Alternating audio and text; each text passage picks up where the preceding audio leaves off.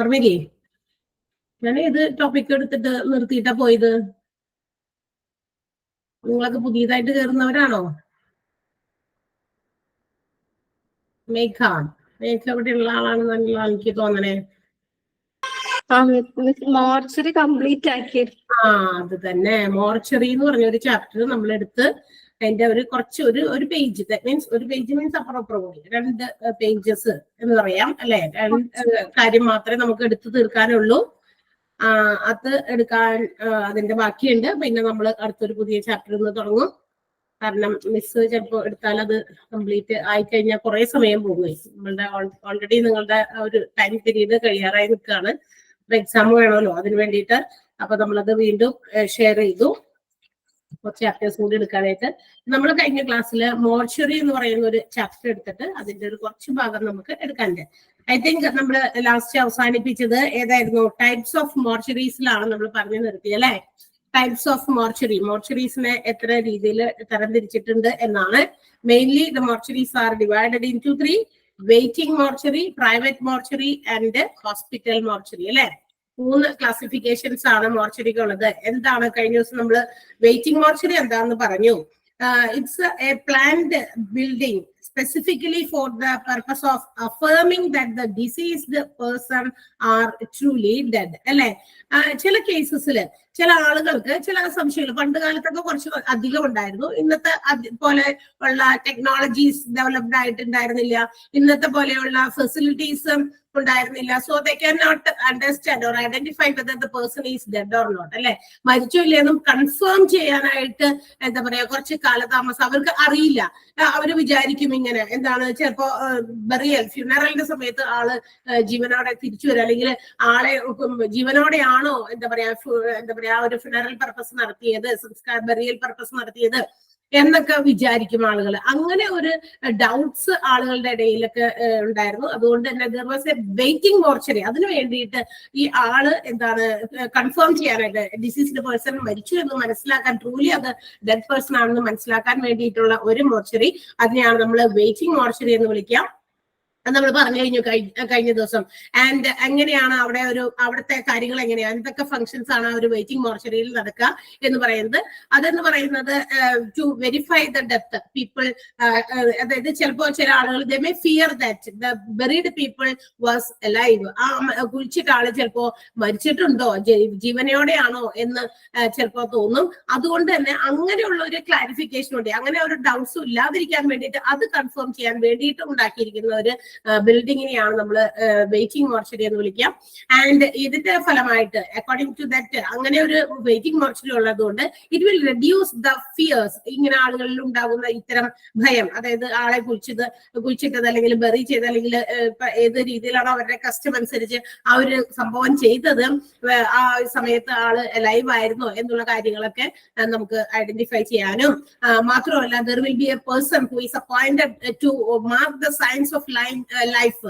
ആ ഒരു വെയിറ്റിംഗ് മോർച്ചറിയിൽ ആയിരിക്കുന്ന ഡിസീസ്ഡ് പേഴ്സണെ ആളുടെ എന്താ പറയാ ജീവൻ ഉണ്ടോ ഇല്ലേ എന്നൊക്കെ ആ ഒരു എന്തെങ്കിലും സൈനുകളൊക്കെ ഉണ്ടോ, ജീവന്റേതായ എന്തെങ്കിലും സൈൻ ആ ബോഡിയിൽ നിന്ന് വരുന്നുണ്ടോ എന്നൊക്കെ ഐഡന്റിഫൈ ചെയ്യാനായിട്ട് ഒരാളെ കൂടി അപ്പോയിന്റ് ചെയ്തിരിക്കും എന്നുള്ളതാണ് വെയിറ്റിംഗ് മോർച്ചറിയുടെ മറ്റൊരു പ്രത്യേകത. മാത്രമല്ല the corpses, that means the dead bodies will be allowed to decompose partially prior to burial. നമുക്കറിയാം ഇങ്ങനെ മോർച്ചറിയിൽ സൂക്ഷിക്കുമ്പോൾ if the body is already dead, ആ ഡെഡ് ബോഡീസ് ആണെങ്കിൽ അതെന്ത് ചെയ്യും, ബെറിയലിന് മുമ്പേ തുടങ്ങി അതിന് ഡീകമ്പോസിങ് നടന്നുകൊണ്ടിരിക്കും, അതുകൊണ്ട് അതിന്റെ ഡീകേ വന്നുകൊണ്ടിരിക്കും എന്നുള്ളത് അറിയാം. അപ്പൊ ഇതിൽ നിന്നൊക്കെ they can understand or they can identify the person is truly dead, ആള് മരിച്ചിട്ടുണ്ടെന്ന്. ആ ഒരു കാര്യത്തിന് വേണ്ടി മാത്രം ഉണ്ടാക്കിയിരിക്കുന്ന മോർച്ചറിയാണ് നമ്മള് വെയിറ്റിംഗ് മോർച്ചറി എന്ന് പറയാം. So first classification of mortuary, ഒന്നാമത്തെ ടൈപ്പ് ഓഫ് മോർച്ചറി ആണ് നമ്മൾ കഴിഞ്ഞ ദിവസം പറഞ്ഞതാണ്. എങ്കിലും ഞാൻ ജസ്റ്റ് ഒന്ന് അവിടേക്ക് നമ്മൾ പഠിച്ചുകൊണ്ടിരുന്ന ടോപ്പിക്കിലേക്ക് ഒന്ന് എത്താൻ വേണ്ടിയിട്ട് ഒന്നുകൂടി പറഞ്ഞു മാത്രം. ആൻഡ് ദ സെക്കൻഡ് ക്ലാസിഫിക്കേഷൻ, രണ്ടാമത്തേതാണ് പ്രൈവറ്റ് മോർച്ചറി എന്ന് പറയുന്നത്. എന്താണ് പ്രൈവറ്റ് മോർച്ചറി എന്ന് പറയുന്നത്? ആ ടോപ്പിക്ക് ഞാൻ ഇവിടെ എടുത്തിട്ടില്ല കേട്ടോ, കാരണം നമ്മളുടെ ലാസ്റ്റ് ഭാഗമുള്ള പുതിയ ചാപ്റ്റർ എടുക്കാനുള്ളതാണ് ഞാൻ ഇവിടെ എടുത്തിട്ടത്. നിങ്ങളുടെ കയ്യിൽ നോട്ട് ഉണ്ടാവുമല്ലോ അല്ലെ? ഇല്ലേ, നോട്ടില്ലേ?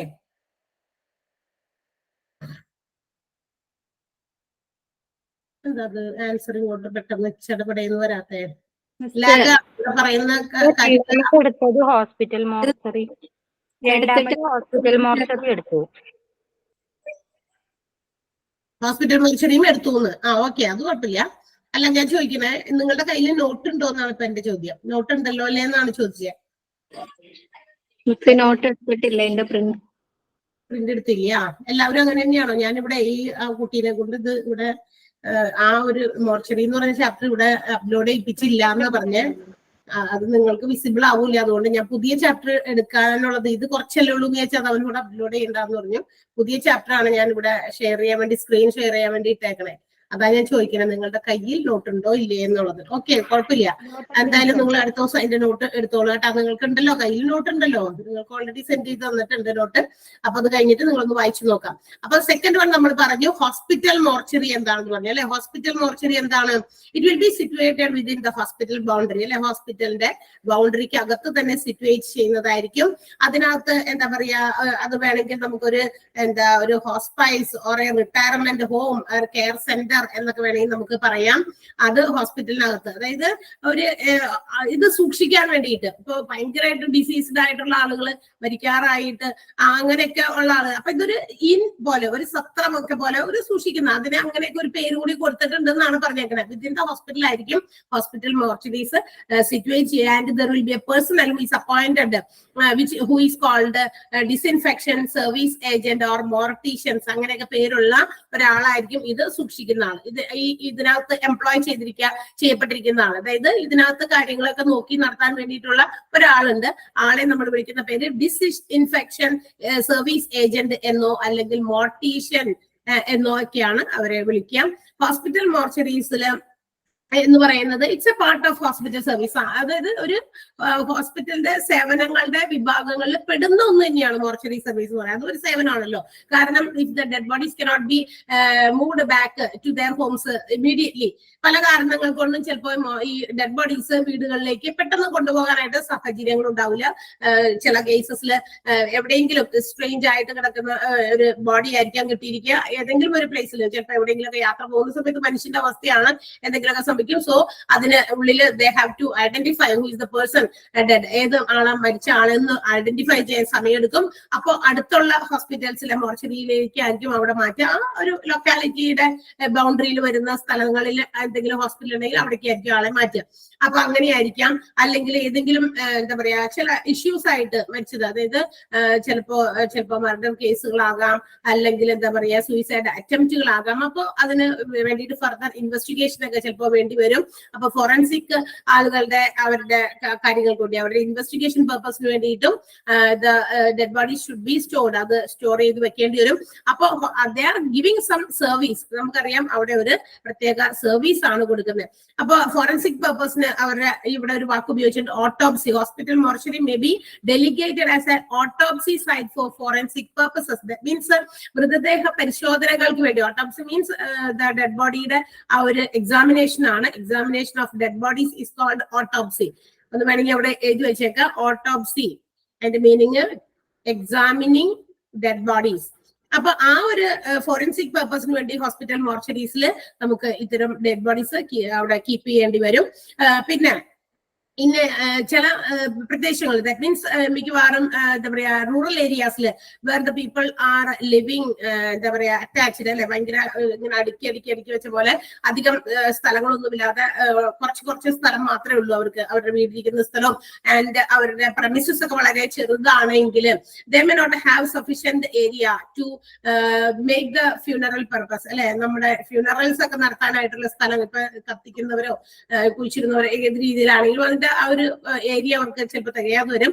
സോ ദാറ്റ് അങ്ങനെയുള്ള സാഹചര്യങ്ങളിൽ the dead bodies will be transferred to some ഈ മോർച്ചറീസ്. ഈ മോർച്ചറീസിലേക്കായിരിക്കും, ഹോസ്പിറ്റൽസിലെ മോർച്ചറിയിലേക്കോ ഒക്കെ ആയിരിക്കും കൊടുക്കാം. And the hospitals may charge a small fee. അതിന് വേണ്ടിയിട്ട് അവർ ചെറിയൊരു ഫീസ് ഇവരിൽ നിന്ന് ഈടാക്കുന്നതായിരിക്കും. അപ്പൊ അവർക്ക് വേണമെങ്കിൽ പഠനത്തിന് വേണ്ടി ഉപയോഗിക്കാം. അങ്ങനെയൊക്കെ അത്തരം സാഹചര്യങ്ങളിൽ നമുക്കത് മാറ്റാവുന്നതാണ് ഹോസ്പിറ്റൽ മോർച്ചറിയിലേക്ക്. അപ്പൊ ഇത്രയുമാണ് നമ്മൾ വെയിറ്റിംഗ് മോർച്ചറിയും ഹോസ്പിറ്റൽ മോർച്ചറിയെ കുറിച്ച് കണ്ടു കഴിഞ്ഞു. നമ്മൾ ഇന്ന് പഠിക്കാൻ പോകുന്നത് പ്രൈവറ്റ് മോർച്ചറിയാണ്.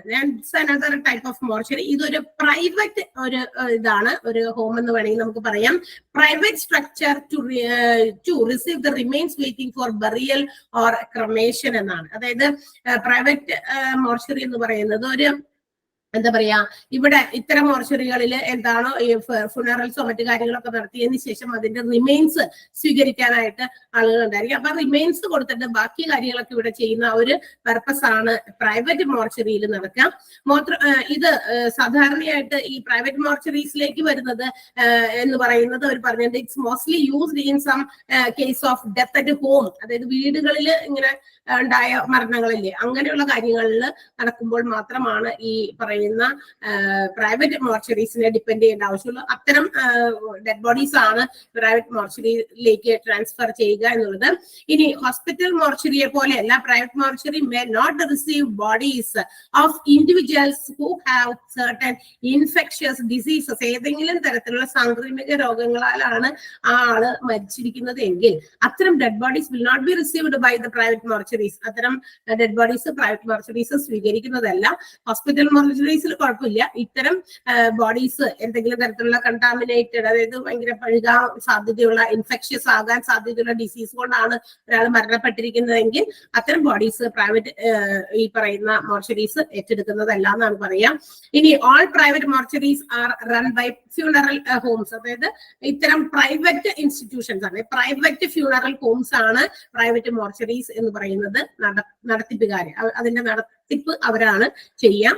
പിന്നെ private mortuaries are a part of external services. അതൊരു എക്സ്റ്റേണൽ സർവീസ് ആണ്, ഇന്റേണൽ അല്ല. ഹോസ്പിറ്റലിൽ നടക്കാനല്ലോ, എക്സ്റ്റേണൽ ആണ്, പുറത്തുള്ളതായതുകൊണ്ട് തന്നെ അതൊരു എക്സ്റ്റേണൽ പാർട്ട് അല്ലെങ്കിൽ എക്സ്റ്റേണൽ സർവീസ് എന്ന് വേണമെങ്കിൽ നമുക്ക് പറയാം. പ്രൈവറ്റ് മോർച്ചറീസ് അങ്ങനെയാണ്. It is not as same as A hospital mortuary. Hospital mortuary പോലെ തന്നെയല്ല എന്നാണ് പറയാം. അപ്പൊ 2-3 കാര്യങ്ങൾ എങ്ങനെയാണ് പ്രൈവറ്റ് മോർച്ചറി ഉണ്ടായിരിക്കുന്നതെന്ന് വെച്ചാൽ, those who receives the remains of the dead bodies after giving to the private mortuary, private മോർച്ചറിയിലേക്ക് കൊടുത്ത് അവിടെ നിന്ന് റിമെയിൻസ് മാത്രം സ്വീകരിക്കുക, അങ്ങനെയുള്ള കാര്യങ്ങൾ മാത്രമാണ് പ്രൈവറ്റ് മോർച്ചറിയിൽ നടക്കാം.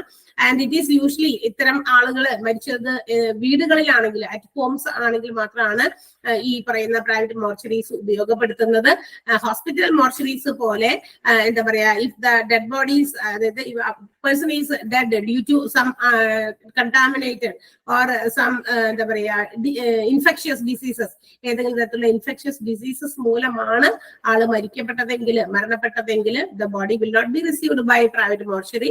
പിന്നെ they are run by funeral homes. Funeral homes ആണ് ഈ പ്രൈവറ്റ് മോർച്ചറീസ് റൺ ചെയ്യുന്നത്, അതിന്റെ നടത്തിപ്പുകാര് എന്നുള്ള കാര്യങ്ങൾ ഓർക്കണം. Private mortuaries are providing external services. അവർ കൊടുക്കുന്നത് എക്സ്റ്റേണൽ സർവീസ് ആണ്, പുറത്തുള്ളവർക്കാണ് കേട്ടോ, ഇന്റേണൽ അല്ല. ഇനി നമുക്ക് പഠിക്കാനുള്ളത് അടുത്തത് മെയിൻറ്റെയിൻ ദ മോർച്ചറി എൻവയറൺമെന്റ്. എങ്ങനെയാണ് നമ്മളൊരു മോർച്ചറിയെ മെയിൻറ്റെയിൻ ചെയ്യേണ്ടത്? while we are handling the mortuary, certain points to be kept in mind. എന്തൊക്കെ കാര്യങ്ങൾ ശ്രദ്ധിച്ചിട്ടാണ് ഒരു മോർച്ചറി, ഏത് മോർച്ചറി ആയാലും അത് നമ്മൾ റൺ ചെയ്ത് കൊണ്ടുപോകേണ്ടത്? വളരെ എന്താ പറയാ നിസ്സാരമട്ടിൽ നമുക്ക് കാണാൻ പറ്റില്ല. മോർച്ചറി അല്ലേ, അവിടെ ജീവനുള്ളവരല്ലേ തിരിച്ചെന്തെങ്കിലും ചോദിക്കുകയൊക്കെ ചെയ്യുള്ളൂ. അവിടെയൊക്കെ മരിച്ചവരാണ് കൊണ്ടുവന്ന് കരുതിയിരിക്കുന്നത്. സോ ദാറ്റ് നമുക്ക് എങ്ങനെ വേണമെങ്കിലും ഭയങ്കര എന്താ പറയാ ഈസി ആയിട്ട് ഹാൻഡിൽ ചെയ്യാം എന്നൊന്നും വിചാരിക്കരുത്. അതൊക്കെ പ്രോപ്പറായിട്ട് തന്നെ മാനേജ് ചെയ്യണം, കൺട്രോൾ ചെയ്യണം, ഹാൻഡിൽ ചെയ്യണം എന്നുള്ളത് ഇമ്പോർട്ടന്റ് ആണ്.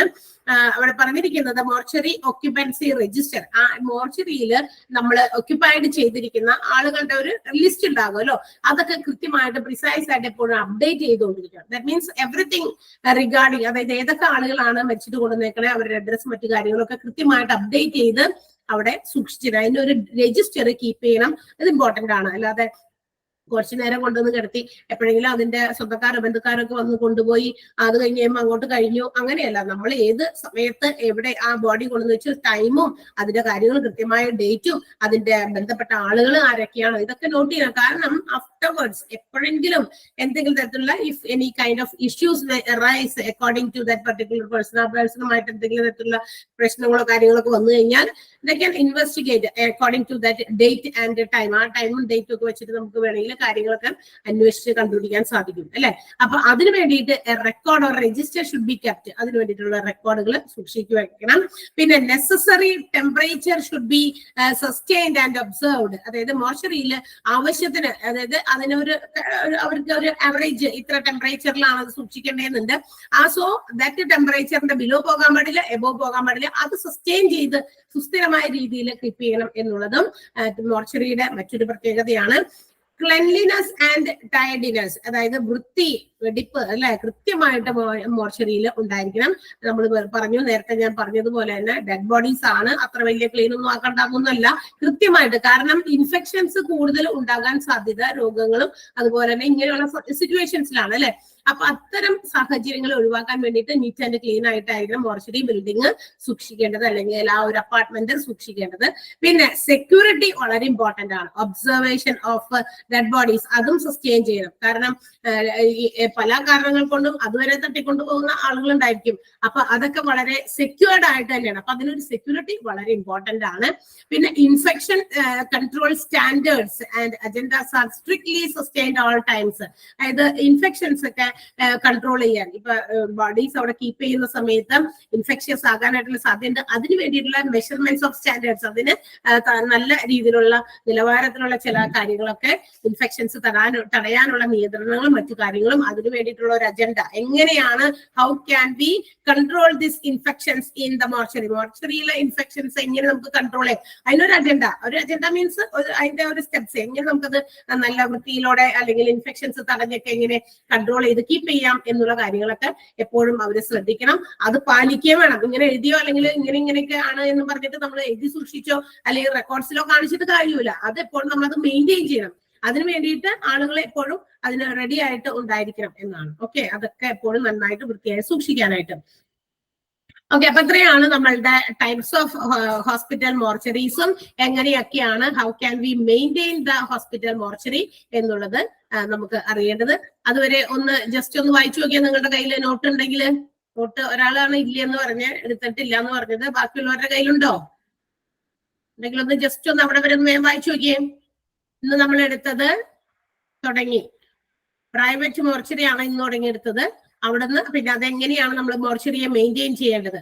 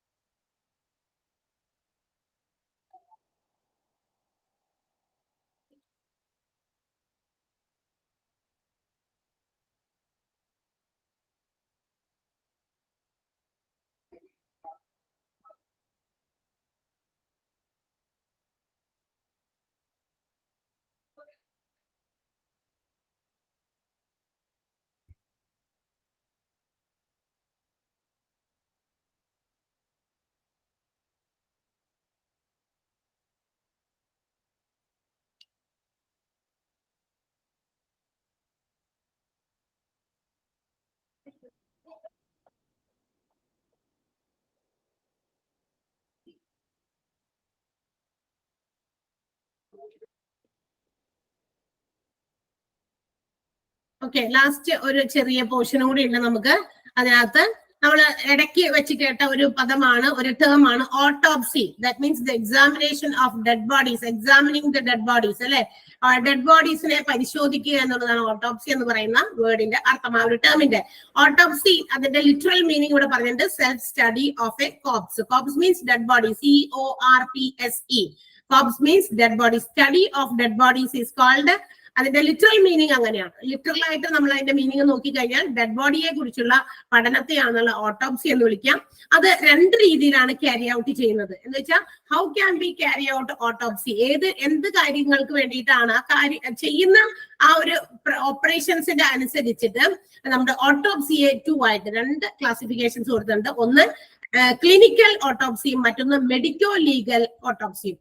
Clinical autopsy and medico legal autopsy, ML എന്നതിന് ഷോർട്ടിൽ പറയൂ കേട്ടോ. ML മെഡിക്കോ ലീഗൽ ഓട്ടോപ്സിയും ക്ലിനിക്കൽ ഓട്ടോപ്സിയും എന്നാണ് ഓട്ടോപ്സിയെ 2 ആയിട്ട് നമ്മൾ തരംതിരിച്ചിരിക്കുന്നത്. ഓട്ടോപ്സിയുടെ വേർഡ് മീനിങ്, ലിറ്ററൽ മീനിങ് ഇതാണ്, സ്റ്റഡി ഓഫ് കോപ്സ്. അതൊക്കെ 1 വേർഡ് ചോദിക്കാനായിട്ട് സാധ്യതയുള്ള ക്വസ്റ്റ്യൻസ് ഒക്കെ തന്നെയാണ്.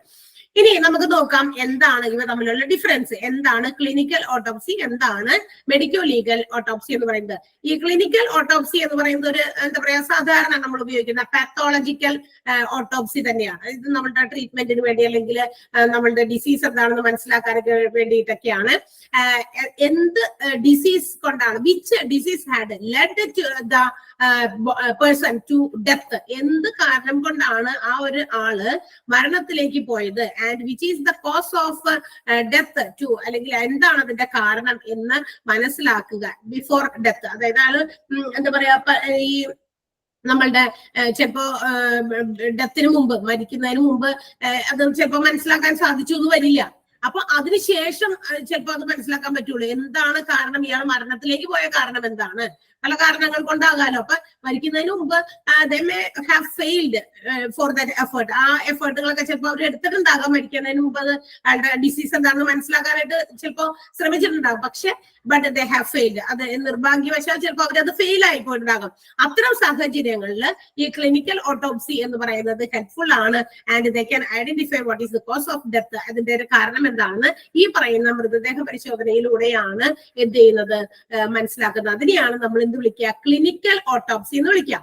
ഇനി ക്ലിനിക്കൽ ഓട്ടോപ്സിയുടെ ഒരു പർപ്പസ്, ലക്ഷ്യം എന്ന് പറയുന്നത് to find the cause of death, കാരണം മനസ്സിലാക്കുക എന്നുള്ളതാണ്. ക്ലിനിക്കൽ ഓട്ടോപ്സിയുടെ പ്രധാനമായിട്ടുള്ള ഒരു പർപ്പസ് എന്ന് പറയുന്നത് to find out the cause of death, ഡെത്തിന്റെ കോസ് എന്താണെന്ന് മനസ്സിലാക്കാനാണ്.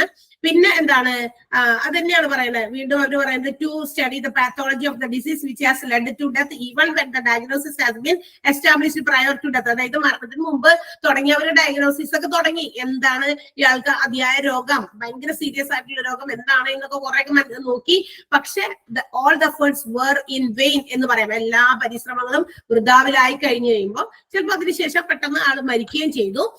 സോ എന്നിട്ടും അവർക്ക് കാരണം കണ്ടെത്താനായില്ല എങ്കിൽ clinical ഓട്ടോപ്സിയിലൂടെ they can find out what is the cause of death. ഈ പറയുന്ന കാരണങ്ങൾ അവർക്ക് വേണമെങ്കിൽ മരണത്തിന് ശേഷവും ഡെഡ് ബോഡിയുടെ പരിശോധനയിലൂടെ എന്ത് ചെയ്യാം, മനസ്സിലാക്കാൻ സാധിക്കും. അതിനെയാണ് നമ്മൾ ക്ലിനിക്കൽ ഓട്ടോപ്സി എന്ന് വിളിക്കുക. അപ്പൊ ക്ലിനിക്കൽ ഓട്ടോപ്സിയുടെ ഇമ്പോർട്ടന്റ് ആയിട്ടുള്ള ഒരു പർപ്പസ് എന്ന് പറയുന്നത് to find the cause of death, ആ മരണത്തിന്റെ കാരണം എന്താണ് എന്ന് കണ്ടുപിടിക്കലാണ്. ക്ലിയർ ആയോ?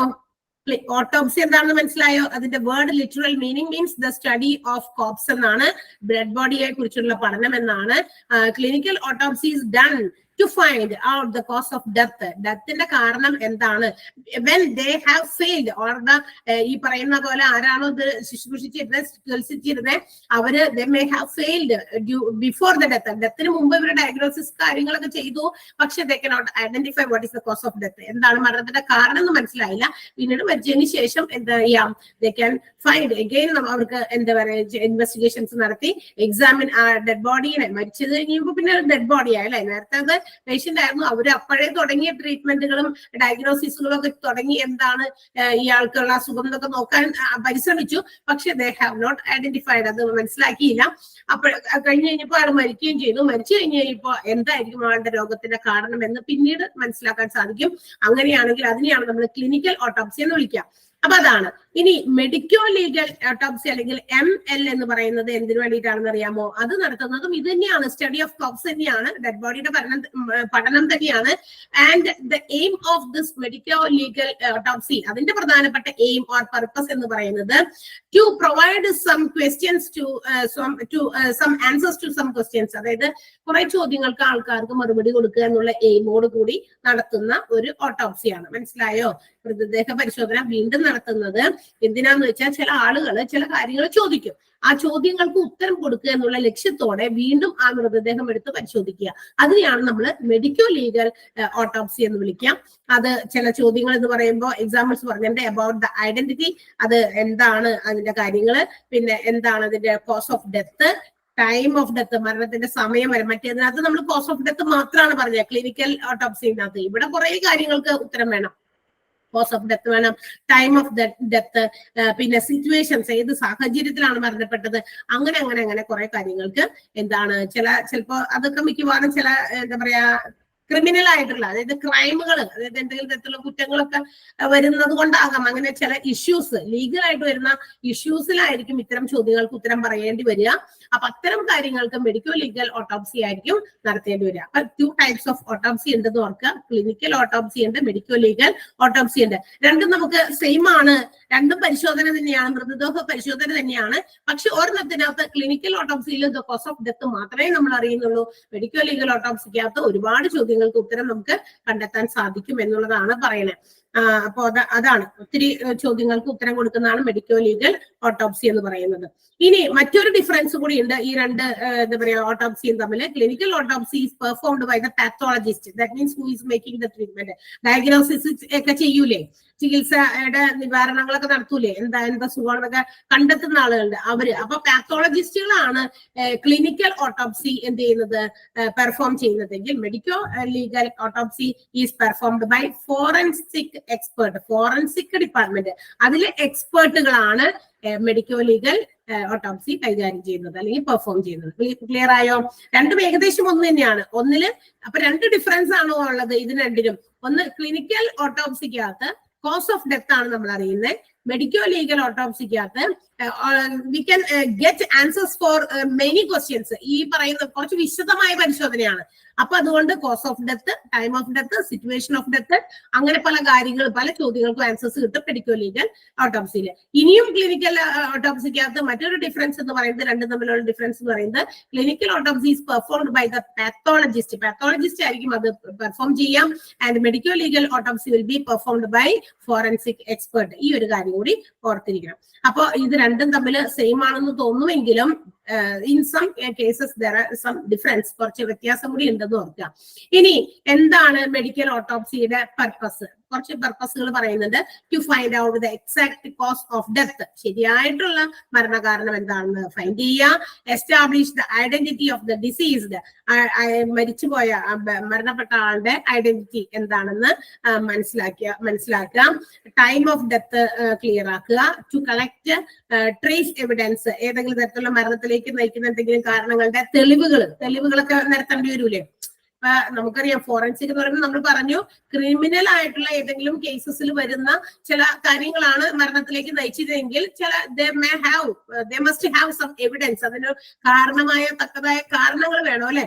അപ്പൊ പല എന്താ പറയാ മരണത്തിനും കാരണങ്ങൾ നമുക്ക് അതൊക്കെ ആവശ്യമുണ്ട്.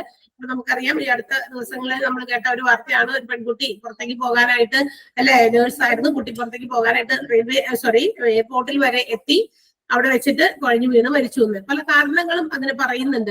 സയന്റിഫിക് ആയിട്ട് നമുക്ക് അതിനൊരു ഉത്തരം കിട്ടണം. എന്താണ് റിയൽ കോസ്, എന്താണ് അല്ലെ, എന്തൊക്കെ സിറ്റുവേഷൻസ് അതിലേക്ക് നയിച്ചു എന്നുള്ളതിന് എവിഡൻസ് അടക്കം വേണം. നമ്മൾ വെറുതെ ഒരു ഇന്ന കാരണമായിരിക്കും, ഓക്കെ അതാണ് കാരണം എന്ന് പറഞ്ഞാൽ എഴുതാൻ പറ്റില്ല. So we have to prove that. അതിന് പ്രൂഫ് ആവശ്യമാണ്, എവിഡൻസ് ആവശ്യമാണ്. അപ്പൊ അത് കളക്ട് ചെയ്യാൻ വേണ്ടിയിട്ടാകാം. പിന്നെ reorganisation of the crime scene, ആ നമ്മുടെ ക്രൈം നടന്നതിന്റെ സീനിനെ കുറിച്ച് കുറച്ച് റീഓർഗനൈസേഷൻസ്, കുറച്ച് കാര്യങ്ങളൊക്കെ ഓർഗനൈസ് ചെയ്യാനും ഒക്കെയാണ് മെഡിക്കോ ലീഗൽ ഓട്ടോപ്സി നടത്തുന്നത്. അപ്പൊ മെഡിക്കൽ ലീഗൽ ഓട്ടോപ്സിയും ഉണ്ട്, ക്ലിനിക്കൽ ഓട്ടോപ്സിയും ഉണ്ട്. രണ്ടും ഡിഫറെന്റ് ആയിട്ടുള്ള, രണ്ടും ഒരേ കാര്യത്തിന് വേണ്ടിയിട്ടാണ് ചെയ്യുന്നതെങ്കിലും പക്ഷെ അത് രണ്ടിലും കുറച്ച് വ്യത്യാസങ്ങളുണ്ട് എന്നുള്ളത് മനസ്സിലാക്കുക. ഫോറൻസിക് എക്സ്പേർട്ടുകളാണ് മെഡിക്കോ ലീഗൽ. അത് ലീഗലായിട്ടുള്ള ചില തെളിവുകൾ പുറത്തേക്കൊക്കെ കൊണ്ടുവരാൻ വേണ്ടിയിട്ടാണ് അത്തരം ഓട്ടോപ്സി ചെയ്യുക, മെഡിക്കോ ലീഗൽ ഓട്ടോപ്സി ചെയ്യുന്നത്. അപ്പോ ഇത്രയാണ് നമ്മളുടെ ഈ ഒരു മോർച്ചറി എന്ന് പറയുന്ന ചാപ്റ്ററിൽ ഉണ്ടായിരുന്നുള്ളൂ. കുറച്ച് കാര്യം മാത്രം, ഒരു 2 പേജ് നമുക്ക് എടുക്കാനുണ്ടായിരുന്നുള്ളൂ കേട്ടോ. അതാണ് ഇപ്പൊ എടുത്ത് തീർത്തത്. ടൈപ്സ് ഓഫ് മോർച്ചറിയും ആൻഡ് എങ്ങനെയാണ് നമ്മൾ ഓട്ടോപ്സി എന്താണെന്നും അത് എത്ര രീതിയിലുണ്ട്, അതിന്റെ purpose of medical legal autopsy എന്താണെന്നും ഒക്കെയാണ് നമ്മൾ ഈ ഒരു ചാപ്റ്ററിൽ തീർത്തത്. അപ്പൊ ഓക്കെ, ആ ചാപ്റ്റർ തീർന്നിട്ടുണ്ട്. ഇതിനകത്തുനിന്ന് കുറച്ച് എക്സ്ട്രാ ക്വസ്റ്റ്യൻസ് നമുക്കൊന്ന് വേഗം എഴുതി വെക്കാം. അതിനുശേഷം നമുക്ക് പുതിയ ചാപ്റ്റർ തുടങ്ങാം. പുതിയ chapter management of spillage waste ആണ്. അതേ ഞാനിവിടെ കൊണ്ടുവന്നുള്ളൂ കേട്ടോ, കാരണം മറ്റേത് കുറച്ചല്ലേ ഉള്ളൂ എന്ന് വിചാരിച്ചിട്ട് ആണ് ഞാനത് ഇവിടെ നോട്ടായിട്ട് പ്രസന്റ് ചെയ്യാൻ കൊണ്ടുവരാഞ്ഞ്.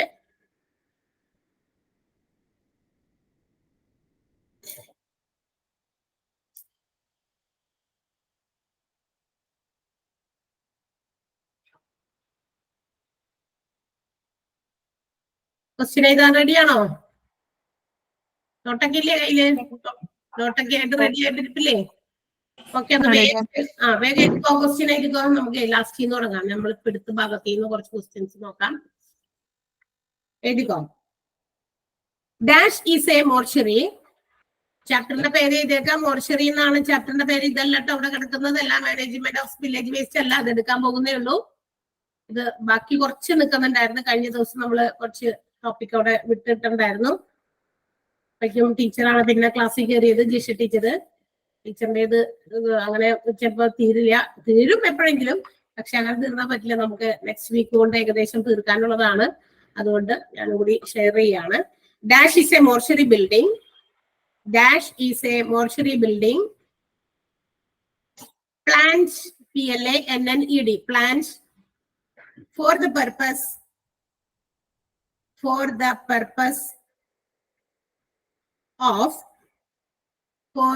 purpose of confirming, CONFIRMING, confirming, affirming, രണ്ടും ഒരു വാക്ക് തന്നെയാണ് കേട്ടോ, അത് ഉറപ്പുവരുത്താൻ. confirming that deceased persons are truly dead. Deceased persons are truly dead. Deceased persons are truly dead. Next, അടുത്ത question.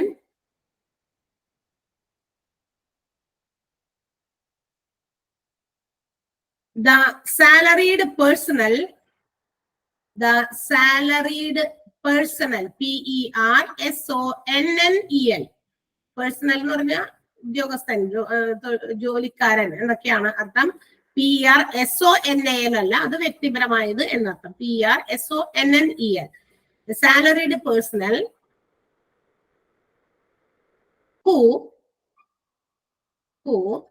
is in charge of the salaried personnel who is in charge of a hospital mortuary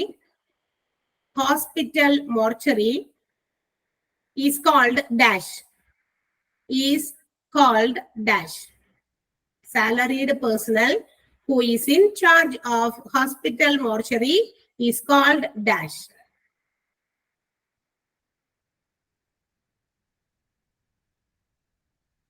Next one.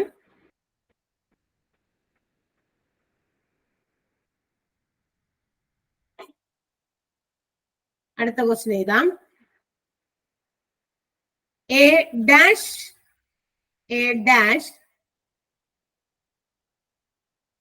may not receive the bodies of individuals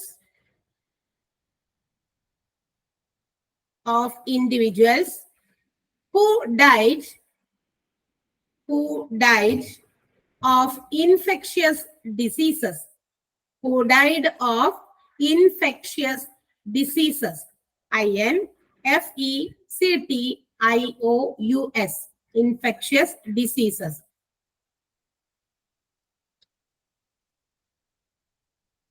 Next one.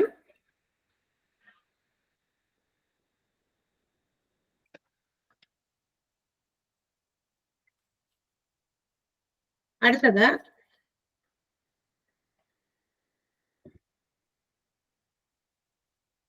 clinical autopsy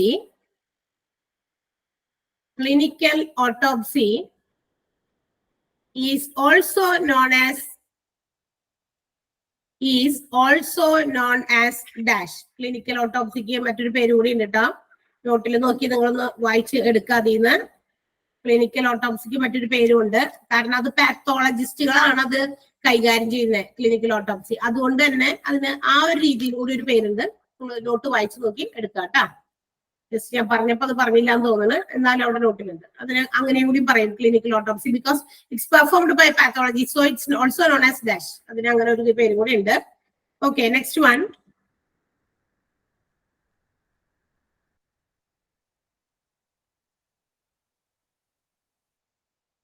Dash is performed by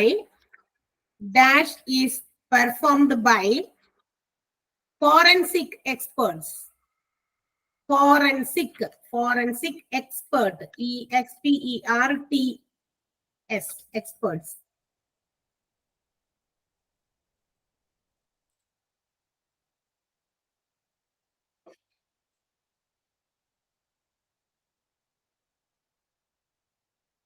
ഇതിന്റെ മുൻപിലെ ഭാഗത്ത് നിന്ന് നമ്മൾ questions ഞാൻ extra തന്നതാണോ ഈ chapter എടുത്തപ്പോ? എന്നോ കേട്ടില്ല മേഘ? ഇല്ല, തന്നില്ല. അപ്പൊ ഓക്കെ, അപ്പൊ 2-3 ക്വസ്റ്റ്യൻ കൂടി വേഗം എഴുതാം. അത് കഴിഞ്ഞിട്ട് നമുക്ക് അടുത്ത ചാപ്റ്റർ ഒന്ന് തുടങ്ങണം. ഓക്കെ, എഴുതിക്കോ. ഒന്നില്ലേ, എനിക്കൊരു ഓർമ്മയുണ്ടല്ലോ.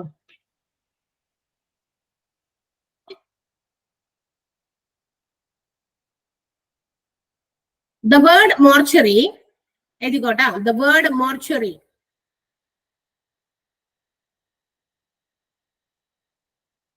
The word mortuary is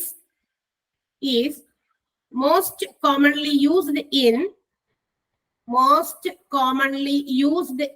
dash. Most commonly used in dash.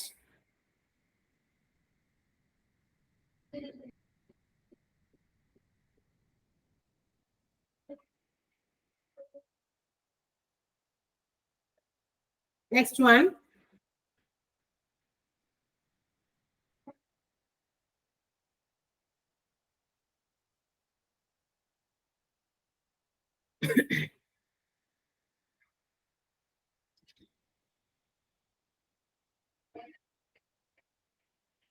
അടുത്തത്, what is COPP? What is COPP?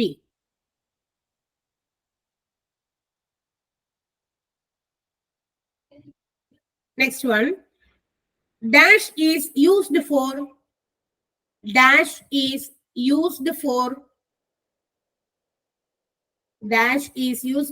transportation of the dead body in hospital. Dash is used for the transportation of dead body in hospital. Used for transportation of dead body in hospital.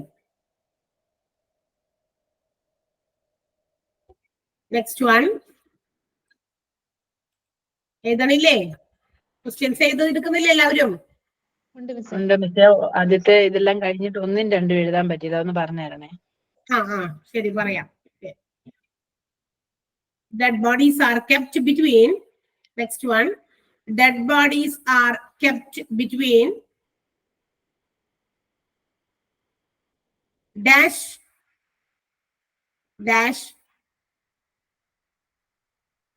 degree Celsius. ഒരു 0 മുകളിലിട്ടിട്ട് C അതിന്റെ തൊട്ട് താഴെ 0 കുറച്ച് ചെറുതാക്കിയിടണം. Degree Celsius. ഏത് degree സെൽഷ്യസിന് between ആണ് എന്താ പറയാ ഡെഡ് ബോഡീസ് കീപ്പ് ചെയ്യുന്നത്? in negative temperature. Dead bodies are kept in dash degree Celsius in negative temperature.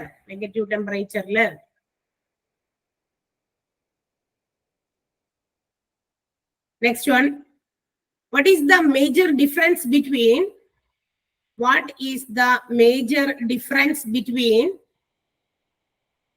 mortuary and OT?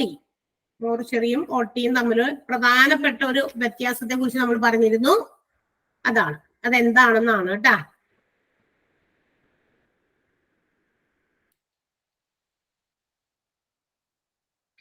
തൽക്കാലം അത് മതി. ഏത് ക്വസ്റ്റ്യൻ ഇപ്പൊ പറഞ്ഞതാണോ? ഇപ്പൊ പറഞ്ഞു. What is the major difference between mortuary and OT? Mortuary and OT. അതിന്റെ answers നിങ്ങൾ അടുത്ത ദിവസം വരുമ്പോഴേക്കും എഴുതിയിട്ട് വന്നാൽ മതി. ഇപ്പൊ നമ്മൾ അതിന്റെ ആൻസർ പറയാൻ നിന്ന സമയം പോകും.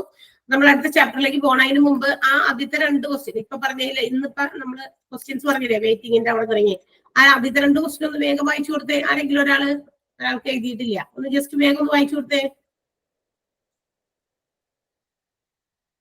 ആരെങ്കിലും വായിക്കാൻ പറയുമ്പോ ആരെങ്കിലും വായിക്കല്ലേ, ഞാൻ പേര് പറയണോ? Dash is a mortuary building. ഇതുപോലത്തെ Planned. Dash is the Dash is a mortuary building planned for the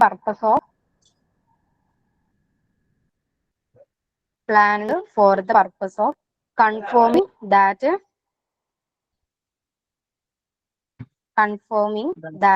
deceased persons are truly dead. Deceased persons are truly dead. എഴുതി. പറഞ്ഞുകൂടി. The salaried personnel who is in charge of a hospital mortuary is called dash. The salaried personnel who is in charge of a hospital mortuary is called dash. Okay. Okay, very good. Nimisha, thank you. ഒരു കാര്യം എന്തെങ്കിലും പറയുമ്പോൾ നമ്മൾ വേഗം ചാടി പറഞ്ഞോളാം. Hospital administration ആണ് നമ്മൾ പഠിച്ചോണ്ടിരിക്കുക. അപ്പൊ അത് അഡ്മിനിസ്ട്രേറ്റ് ചെയ്യാനായിട്ട് കുറച്ചൊക്കെ നമ്മുടെ സംസാരമൊക്കെ ഹോസ്പിറ്റൽ അഡ്മിനിസ്ട്രേഷനൊക്കെ നിങ്ങൾ കുറച്ച് കഴിയുമ്പോൾ പഠിക്കും.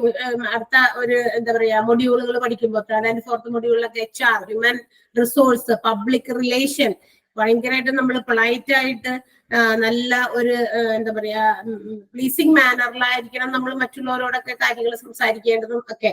അപ്പൊ അതൊക്കെ നിങ്ങൾ ഇതിങ്ങനെയാണ്. അല്ലെങ്കിൽ നമ്മൾ എപ്പോഴും ഇൻട്രോവേർട്ട് ആയിട്ട് ഇങ്ങനെ എന്താ പറയാ ആരെങ്കിലൊക്കെ എന്തെങ്കിലും ചോദിച്ചാൽ ഉള്ളിലേക്ക് വലിയുക, അങ്ങനെയൊക്കെ ആവരുത്. പെട്ടെന്ന് ചാടി നിന്നോളണം. നമ്മള് തെറ്റാണെങ്കിൽ കുഴപ്പമൊന്നുമില്ല. തെറ്റാണെങ്കിൽ തിരുത്താനാണല്ലോ ആളുകളുള്ളത്. നമുക്ക് നമ്മൾ എന്തെങ്കിലുമൊക്കെ തെറ്റ് ചെയ്ത് കഴിയുമ്പോൾ അത് തിരുത്താനായിട്ട് നമുക്ക് ചുറ്റും ആരെങ്കിലും ഒക്കെ ഉണ്ട്. ഇപ്പൊ നമ്മളൊരു ക്ലാസ്സിൽ ഇരിക്കുകയാണെങ്കിൽ അവിടെ തിരുത്താൻ ആളുകൾ ഉണ്ടാകും. നമ്മൾ ആരോടെങ്കിലും ഒപ്പം ഇരിക്കുകയാണെങ്കിൽ അവര് നമ്മൾ തെറ്റായിട്ടുള്ള കാര്യം പറയുമ്പോൾ അവർക്ക് അത് അറിയാമെങ്കിൽ അവര് നമ്മളെ തിരുത്തും. അറിയില്ലാത്തവരാണെങ്കിൽ പറ്റില്ല കേട്ടോ. അത് നമ്മൾ ഏത് ഗ്രൂപ്പിൽ പെടുന്നോ ആ ഗ്രൂപ്പിൽ നമ്മൾ എന്തെങ്കിലും സംസാരിക്കുമ്പോൾ if I'm not correct, നമ്മൾ പറയുന്ന കാര്യം തെറ്റാണ്, ശരിയല്ല എങ്കിൽ അതിനകത്ത് അറിവുള്ളവരുണ്ടെങ്കിൽ ദേ വിൽ കറക്റ്റ് us, നമ്മളെ അവര് തിരുത്തും എന്നുള്ളത് ഉറപ്പാണ്. അപ്പൊ അങ്ങനെ തിരുത്തുമ്പോഴാണല്ലോ നമ്മളും ഒന്നുകൂടി ഇതാകുക. അതാണ്. ഓക്കെ, അപ്പൊ നമ്മൾ ഇനി അടുത്തൊരു ചാപ്റ്ററിലേക്ക് പോകണം. മാനേജ്മെന്റ് ഓഫ് സ്പില്ലേജ് വേസ്റ്റ് ആണ്. എന്താ സ്പില്ലേജ്? മീൻസ് ലീക്കേജ് വേസ്റ്റ് ആണ്. അതായത് ലീക്ക് കൊണ്ട് ഉണ്ടാകുന്ന വേസ്റ്റുകളെ എങ്ങനെ നമ്മൾ മാനേജ് ചെയ്യും? നമുക്കറിയാം വേസ്റ്റ് എന്ന് പറയുന്നത് it should be managed properly. അത് എവിടെയുള്ള വേസ്റ്റ് ആയാലും if it is not managed properly it will be a hazardous danger to us. നമുക്ക് തന്നെ അത് വലിയൊരു ഭീഷണിയായി തീരാനായിട്ട് സാധ്യതയുണ്ട് അല്ലെ. ഏത് വേസ്റ്റ് ആണെങ്കിലും it should be managed properly. നമ്മളുടെ വീടുകൾ, നമ്മളുടെ ഡെയിലി നമ്മുടെ വീടുകളിലൊക്കെ നോക്കിയേ, ഒത്തിരി വേസ്റ്റുകൾ, ഒരു ദിവസത്തെ വേസ്റ്റ് നമ്മളൊന്ന് കളക്ട് ചെയ്ത് വെച്ച് കഴിഞ്ഞാൽ we can see how much lot of waste. നമ്മൾ കഴിക്കുന്ന ഫുഡ് വേസ്റ്റുകളാകാം, പീൽ ഓഫ് ചെയ്യുന്ന സാധനങ്ങളുടെ വേസ്റ്റ് ആകാം, അല്ലെ വാഷ് ചെയ്യുന്ന സാധനങ്ങളുടെ വേസ്റ്റ് ആകാം. ഒത്തിരി വേസ്റ്റുകൾ നമ്മൾ ഒരു ദിവസം നമ്മുടെ വീടുകളിൽ ഉണ്ടാകാറുണ്ട് അല്ലെ. നമ്മുടെ ഒരു വീട്ടിൽ ഇങ്ങനെയാണെങ്കിൽ നമുക്കറിയാം നമ്മുടെ വീടുകളിലാകുമ്പോൾ വളരെ ലിമിറ്റഡ് നമ്പർ ഓഫ് പേഴ്സൺസ് ആണ് നമ്മളുടെ വീടിനകത്തുള്ളത്. 3, 4, 5 ഒക്കെ അല്ലെ, 6, 7 ഒക്കെ ഉണ്ടായിരുന്ന 10, 12, 15 ഒക്കെ ആളുകൾ താമസിച്ചിരുന്ന വീടുകളൊക്കെ പണ്ടൊക്കെ ഉണ്ടായിരുന്നു. ഇപ്പൊ അതൊന്നുമില്ല. 4, 5 ഒക്കെ ആയി കഴിഞ്ഞാൽ ഇനി അതിനേക്കാൾ എബവ് പോയി കഴിയുമ്പോഴേക്കും സെപ്പറേറ്റഡ് ആകും. എങ്ങനെയെങ്കിലുമൊക്കെ എന്താ പറയാ സെപ്പറേറ്റഡ് ആയി പോകും. അപ്പൊ അത്തരം സാഹചര്യത്തിൽ പോലും നമുക്ക് ഒത്തിരി വേസ്റ്റുകൾ നമ്മുടെ വീടുകളിലുണ്ട്. ആൻഡ് നമ്മൾ തന്നെ ഒരുപാട് നമ്മളെന്താ പറയാ അതിന് വേണ്ടിയിട്ട് എഫേർട്ട് എടുക്കുകയാണ്. We are in a difficult position. നമ്മളപ്പൊ തന്നെ ഡിഫിക്കൽട്ട് ആണ് നമ്മളുടെ ഈ പറയുന്ന വേസ്റ്റുകളൊക്കെ നമ്മൾ എങ്ങനെ മാനേജ് ചെയ്യുന്നു ഉള്ള കാര്യത്തില്. ഇപ്പൊ നമുക്ക് വേണ്ടത്ര സ്ഥലം ഒക്കെ ഇല്ലാത്ത ആളുകളൊക്കെ ആണെങ്കിൽ അവരെങ്ങനെ വേസ്റ്റ് മാനേജ് ചെയ്യും, അത് തന്നെ ഭയങ്കര ഇതായിട്ടാണ്. അപ്പൊ അങ്ങനെയാണെങ്കിൽ ഒരു ഹോസ്പിറ്റൽ പോലെയുള്ള വലിയ വലിയ ഓർഗനൈസേഷൻസിൽ എങ്ങനെ how can they manage their waste? ഇവിടെ നമ്മൾ പഠിക്കുന്നത് എന്തെങ്കിലും വേസ്റ്റിനെ കുറിച്ചുള്ള ഈ ചാപ്റ്ററിൽ നമ്മൾ പഠിക്കുന്നത് സ്പില്ലേജ് വേസ്റ്റ് ആണ്. എന്ന് വെച്ചാൽ ഹോസ്പിറ്റൽസിൽ നടക്കുന്ന പ്രൊസീജിയേഴ്സ്, അവിടെ സർജറീസ് നടക്കുന്നതിന് പ്രൊസീജിയേഴ്സ് നടക്കുന്നുണ്ട്. ഒത്തിരി ഇൻഫെക്ഷ്യസ് ആയിട്ടുള്ള ഡിസീസസുമായിട്ട് വരുന്ന രോഗികൾ വരുന്നുണ്ട്. പിന്നെന്താ പറയാ ഒത്തിരി കെമിക്കൽസ് അവര് ലാബുകളിലും മറ്റും എന്താ പറയാ റേഡിയേഷൻ അതുപോലെ കെമിക്കൽസും ഒക്കെ ഒത്തിരി ഉപയോഗിക്കുന്നുണ്ട്. അങ്ങനെ ഒത്തിരി കാര്യങ്ങളൊക്കെ അവിടെ ഉള്ളതുകൊണ്ട് ഇതൊക്കെ എന്താകാം വേസ്റ്റിൽ വരാനായിട്ടുള്ള സാധ്യതകൾ കൂടുതലാണ്. സോ ഹൗ ടു മാനേജ്, ഇതൊക്കെ എങ്ങനെ മാനേജ് ചെയ്യും എന്നുള്ള കാര്യത്തെ കുറിച്ചുള്ള ഒരു ഡീറ്റെയിൽഡ് ആയിട്ടുള്ള ഒരു ചാപ്റ്റർ ആണ് മാനേജ്മെന്റ് ഓഫ് സ്പില്ലേജ് വേസ്റ്റ് എന്ന് പറയുന്നത്. അപ്പോ നമുക്കറിയാം ഇപ്പൊ leakage or spillage means the leak or spill which is kept in a container or a place where the waste are kept. ഏതെങ്കിലും ഒരു സ്ഥലത്ത് നമ്മൾ കുറച്ച് വേസ്റ്റുകൾ കൂട്ടി വെച്ചു, അല്ലെങ്കിൽ ഒരു കണ്ടെയ്നറിൽ വേസ്റ്റുകൾ ആക്കി വെച്ചു, അതിൽ നിന്ന് സ്പില്ലേജ് വരും, എന്ന് വെച്ചാൽ ലീക്ക് വരും. അപ്പൊ അങ്ങനെയുള്ളതിനെയൊക്കെ നമ്മൾ എന്ത് വിളിക്കാം? സ്പിൽഡ് അല്ലെങ്കിൽ ലീക്ക്ഡ് അല്ലെങ്കിൽ ലീക്കേജ് എന്നൊക്കെയാണ് നമ്മൾ അതിനെ വിളിക്കുക. Any item or material that has spilled or leaked from a designated container or a place is referred to as spillage waste. ഇങ്ങനെ ഏതെങ്കിലും സൂക്ഷിച്ചു വെച്ചിരിക്കുന്ന പാത്രങ്ങളിൽ നിന്നോ അല്ലെങ്കിൽ ഏതെങ്കിലും ഒരു പ്ലേസിൽ നമ്മളിങ്ങനെ മാറ്റി വെച്ചിരിക്കുകയാണ്, അത് മറ്റൊരു സ്ഥലത്തേക്ക് സ്പ്രെഡ് ചെയ്യാതെ അതിൽ നിന്നും ലീക്ക് ചെയ്യുന്ന എന്തിനേയും എന്ത് മെറ്റീരിയലിനെയും നമ്മൾ എന്ത് വിളിക്കും? സ്പില്ലേജ് വേസ്റ്റ് എന്ന് വിളിക്കും. അപ്പൊ എന്താണ് നാം മനസ്സിലാക്കണം ആ ഒരു sentence? Any item or material that has spilled or leaked from A container or a place is termed as spillage waste. അതിനെയാണ് നമ്മൾ എന്ത് വിളിക്കുക? സ്പില്ലേജ് വേസ്റ്റ് എന്ന് വിളിക്കുക. ചിലപ്പോൾ ചില സാധനങ്ങളാകാം, ചിലപ്പോൾ എന്താ പറയാ ലിക്വിഡ് രൂപത്തിലാകാം, സോളിഡ് രൂപത്തിലാകാം, ഗ്യാസ് രൂപത്തിലാകാം, റേസ് രൂപത്തിലാകാം, അല്ലെ? അങ്ങനെ പല കാര്യങ്ങളിലൂടെ പല രൂപത്തില് പല ഫോംസിൽ ഇത് സ്പില്ലാകാനുള്ള സാധ്യതയുണ്ട്. ഹോസ്പിറ്റൽസില്, ലബോറട്ടറീസില്, ഇൻഡസ്ട്രിയൽ ഫാക്ടറീസില്, അല്ലെ, ഫെസിലിറ്റീസില്, പിന്നെ നമ്മുടെ ഹോംസ്, ഇവിടെയൊക്കെ നമുക്ക് പലതരത്തിലുള്ള വേസ്റ്റുകൾ, ഗാർബേജസ് നമുക്ക് കാണാൻ സാധിക്കും. സ്പില്ലേജുകൾ, വേസ്റ്റുകളൊക്കെ കാണാൻ സാധിക്കില്ല. നമ്മൾ തന്നെ എവിടെയെങ്കിലും ഒക്കെ ചില സാധനങ്ങൾ വേസ്റ്റ് ആണെന്ന് പറഞ്ഞിട്ട് എന്തെങ്കിലും പാക്കിലോ അല്ലെങ്കിൽ കണ്ടെയ്നറിലോ ആക്കി വെക്കുന്നു. ഇഫ് ആ ഒരു കണ്ടെയ്നറിനകത്ത് അത് വെക്കുമ്പോൾ അതിനകത്തുനിന്ന് ചിലപ്പോൾ ആ കണ്ടെയ്നറിന്റെ ആ ഒരു മെറ്റീരിയലുമായിട്ട് എന്താ പറയാ ഒരു ബന്ധം വന്ന് ആ സാധനം എന്താ പറയാ പുറത്തേക്ക് ചാടി പോകാനൊക്കെ ഉള്ള സാധ്യതയുണ്ട്. ചില മെറ്റീരിയൽസ് അങ്ങനെ ഭയങ്കര എയർടൈറ്റ് ആയിട്ടൊക്കെ അടച്ചു വെച്ച് കഴിഞ്ഞാൽ അതിന്റെ ആ ഫോഴ്സ് കൊണ്ട് അത് അവിടെ നിന്ന് എന്ത് ചെയ്യും? പൊട്ടും. ആ ഒരു കണ്ടെയ്നർ ബോക്സ് തന്നെ പൊട്ടിപ്പോകും. അതിന്റെ ആ ഒരു ഗ്യാസ് ഫോം ചെയ്തിട്ടേ അതുമായിട്ട് പ്രവർത്തിച്ചിട്ടാണ് ആ ഒരു ഇന്ററാക്ഷൻ വരുന്നത് കൊണ്ടാണ് അങ്ങനെ വരുന്നത്. അങ്ങനെ പല ഐറ്റംസിനും അങ്ങനെ വരും. അപ്പൊ ഇത്തരം സൂക്ഷിച്ചിരിക്കുന്ന garbages or waste will be spilled. ആ ഒരു പ്രോപ്പർ സാധനത്തിൽ നിന്ന് അത് സ്പില്ല് ചെയ്ത് പോകാനായിട്ട് സാധ്യതയുണ്ട്.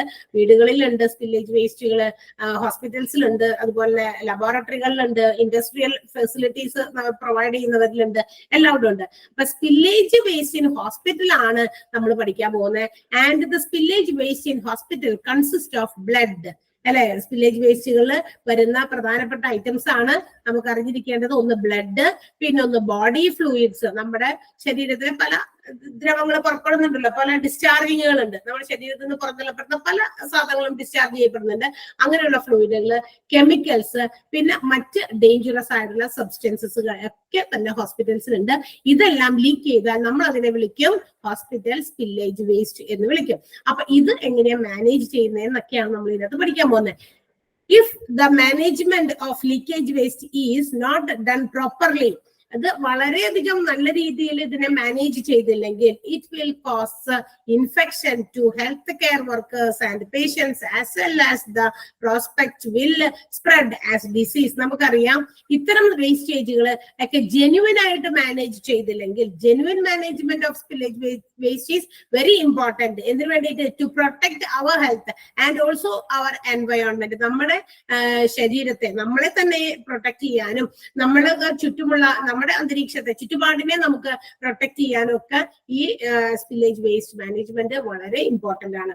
ഹോസ്പിറ്റൽസിലെ ലീക്കേജ് വേസ്റ്റ് ഇപ്പൊ നമ്മള് എന്താ പറയാ, if you are not handling in a proper way, നമ്മൾ ശരിയായ രീതിയിലല്ല അത് ഹാൻഡിൽ ചെയ്യുന്നതെങ്കിൽ അവിടെ ഒത്തിരി നമുക്കറിയാം ഹോസ്പിറ്റൽസിൽ ഒത്തിരി വർക്കേഴ്സ് ഉണ്ട്, സ്റ്റാഫുകൾ ഉണ്ട്, പേഷ്യൻസ് ഉണ്ട്, അല്ലെ? ആൻഡ് സ്പ്രെഡിങ് ഓഫ് ഡിസീസസ് വളരെയധികം എളുപ്പമാകാൻ സാധ്യതയും ഉള്ള ഒരു പ്രദേശമാണ് ഹോസ്പിറ്റൽ എന്ന് പറയുന്നത്. അപ്പൊ അത്തരം കൺട്രോളിങ് ഒരു സ്പില്ലേജ് വേസ്റ്റിന് വരുത്തിയില്ലെങ്കിൽ വലിയ വലിയ അപകടങ്ങളിലേക്ക് പോകാം. ബിസൈഡ്സ് മാത്രമല്ല, dangerous waste can threaten the environment for if not managed properly. അത് തന്നെയാണ് നേരത്തെ പറഞ്ഞത് തന്നെ.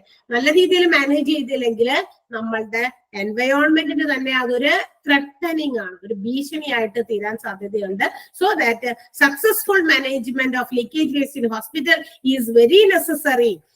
അതിനു വേണ്ടിയിട്ട് ഇമ്പോർട്ടന്റ് ആയിട്ട് നമ്മൾ വളരെ കാര്യമായ രീതിയിൽ അതിനെക്കുറിച്ച് കാര്യങ്ങൾ എടുക്കണം. അല്ലെങ്കിൽ അത് വേസ്റ്റ് ഒക്കെ എങ്ങനെ മാനേജ് ചെയ്യണം എന്നുള്ളതിനെ കുറിച്ചും, ലീക്കേജ് വേസ്റ്റ് ഉണ്ടാകുമ്പോൾ how to respond to that, അങ്ങനെ വേസ്റ്റ് ലീക്കായിട്ട് വന്നു കഴിഞ്ഞാൽ എങ്ങനെ നമ്മൾ അതിനോട് പ്രതികരിക്കുമെന്നും, അതിനു വേണ്ടിയിട്ട് നമ്മൾ വേസ്റ്റേജ് എവിടെ സൂക്ഷിക്കണം, അതിന്റെ പ്രോപ്പർ പ്ലേസ് കണ്ടെത്താനും, and they have to train the staff, അവിടെയുള്ള സ്റ്റാഫുകളെയൊക്കെ ട്രെയിൻ ചെയ്യണം. എന്തിനു വേണ്ടിയിട്ട്?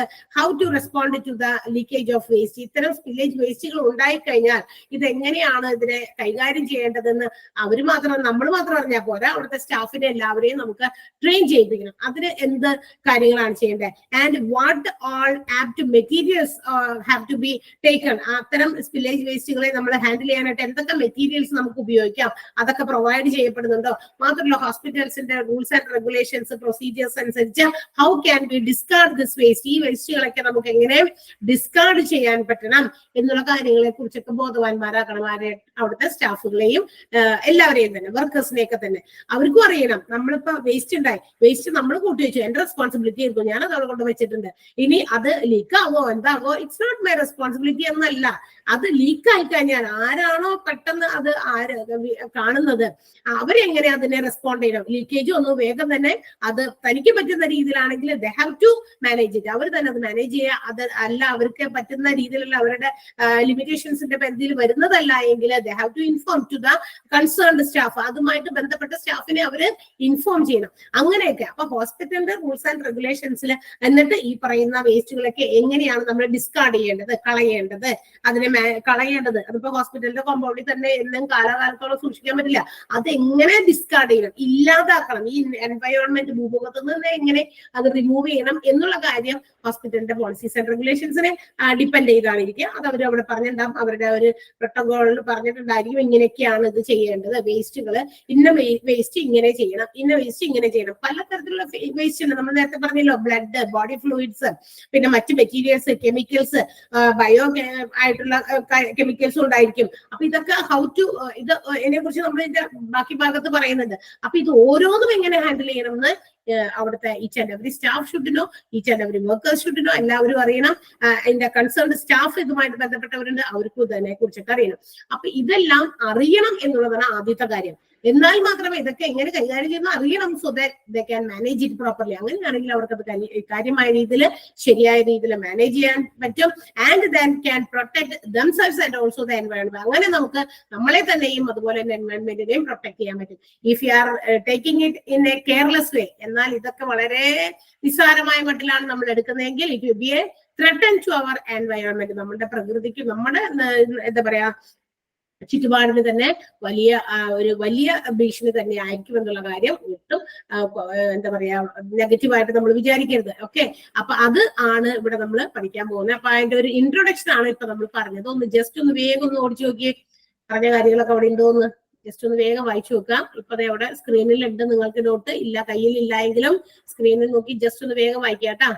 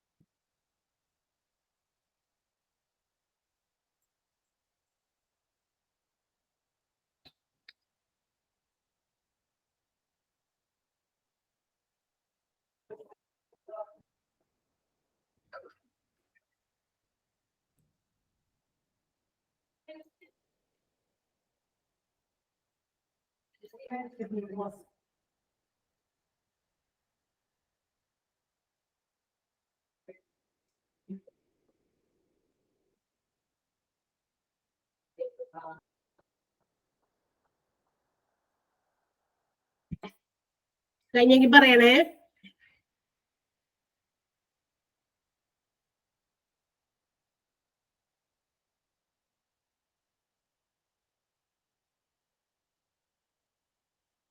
ഇത് കുറെ കാര്യങ്ങൾ നിങ്ങൾക്ക് വായിച്ച് അറിഞ്ഞ് മനസ്സിലാക്കി വെക്കേണ്ട കാര്യങ്ങളാണ്. നമുക്ക് അതിനകത്ത് കാണാതെ പഠിക്കാനായിട്ട് വലിയ കാര്യങ്ങളായിട്ടൊന്നുമില്ല. നമ്മൾ അറിഞ്ഞിരിക്കേണ്ട കുറച്ച് ഫാക്റ്റുകളാണ്. അവിടെ ഉണ്ടാകുന്ന സ്പില്ലേജ് വേസ്റ്റുകളെ എങ്ങനെ നമ്മൾ കൺട്രോൾ ചെയ്യണം, മാനേജ് ചെയ്യണം എന്ന് അറിഞ്ഞിരിക്കേണ്ട കുറച്ച് സത്യങ്ങളാണ് ഇത് പറയാ. അപ്പൊ അതുകൊണ്ട് അങ്ങനെ വായിച്ച് മനസ്സിലാക്കി വെക്കാം. സെന്റൻസുകൾ ഏതെങ്കിലും തരത്തില് മനസ്സിലാകാത്തുണ്ടോ നോക്ക്. പറഞ്ഞ കാര്യങ്ങളൊക്കെയാണ് ഉള്ളത് അതിനകത്ത്. ഏതെങ്കിലും സെന്റൻസ് നിങ്ങൾക്ക് ക്ലിയർ ആകാത്തുണ്ടെങ്കിൽ ചോദിക്കാം, അല്ലെങ്കിൽ നമ്മൾ അടുത്ത ഭാഗത്തേക്ക് പോകും.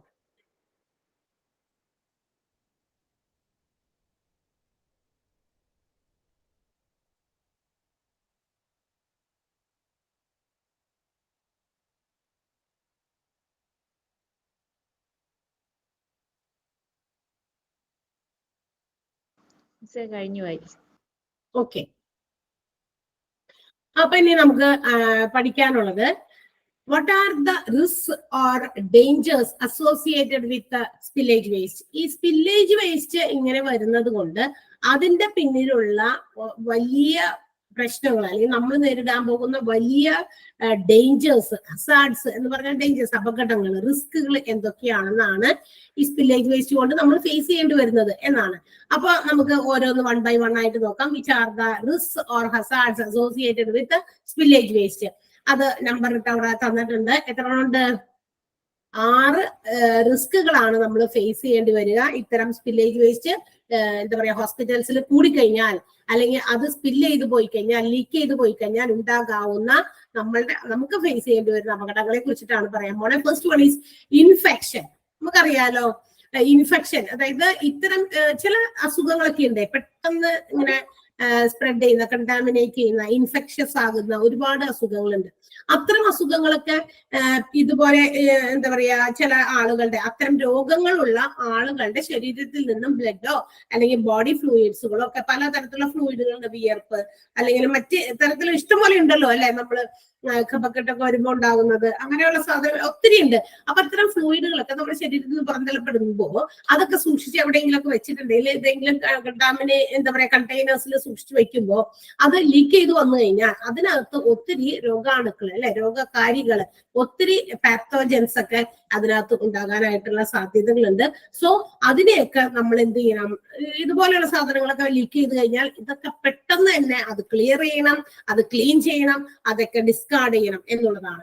അപ്പൊ ഇൻഫെക്ഷൻസ് എന്ന് പറയുന്നത് ബോഡി ഫ്ലൂയിഡുകൾ കൊണ്ട്, ബ്ലഡ് കൊണ്ടും ഒക്കെയാണ് എത്രയും പെട്ടെന്ന് എന്ത് ചെയ്യുന്നത്? ട്രാൻസ്മിറ്റ് ചെയ്യുന്നത് from one person to another അല്ലെ, ഒരാളിൽ നിന്ന് മറ്റൊരാളിലേക്ക് ഇത്തരം ഡിസീസസ് പെരുകാനുള്ള കാരണങ്ങൾ ഇങ്ങനെയാണ്, ഇൻഫെക്ഷൻസിലൂടെയാണ്. ദാറ്റ് മീൻസ് ബ്ലഡോ ബോഡി ഫ്ലൂയിഡ്സോ ഒക്കെ ഒരാളുടെ ശരീരത്തിൽ നിന്നും പുറന്തള്ളപ്പെട്ടത് നമ്മൾ എവിടെയെങ്കിലും ലീക്ക് വന്നപ്പോൾ അതവിടെ സൂക്ഷിച്ചു വെച്ചു. ഇപ്പൊ സൂക്ഷിച്ചു വെക്കുക തന്നെയല്ല, ഇപ്പൊ അതുമായിട്ട് കോൺടാക്റ്റിൽ വരുന്ന ആളുകൾ ഉണ്ടാവുമായിരിക്കാം. ചിലപ്പോ ആ ആൾക്ക്, രോഗമായിട്ട് കിടക്കുന്ന ആൾക്ക് ആ ഒരു ഡിസീസ് എന്ന് പറയുന്നത് പെട്ടെന്ന് സ്പ്രെഡ് ചെയ്യുന്ന രീതിയിലുള്ള ഡിസീസ് ആണെങ്കിൽ അത് ഒരാളിൽ നിന്നും അയാളെ ശുശ്രൂഷിക്കാനോ, നമ്മൾ കെയർലെസ് ആയിട്ട് ശുശ്രൂഷിക്കുന്ന ആളുകളും അതിന്റെ കെയർഫുൾ ആയിട്ടുള്ള കാര്യങ്ങൾ ഉപയോഗിച്ചിട്ട് വേണം ശുശ്രൂഷിക്കാനായിട്ട്.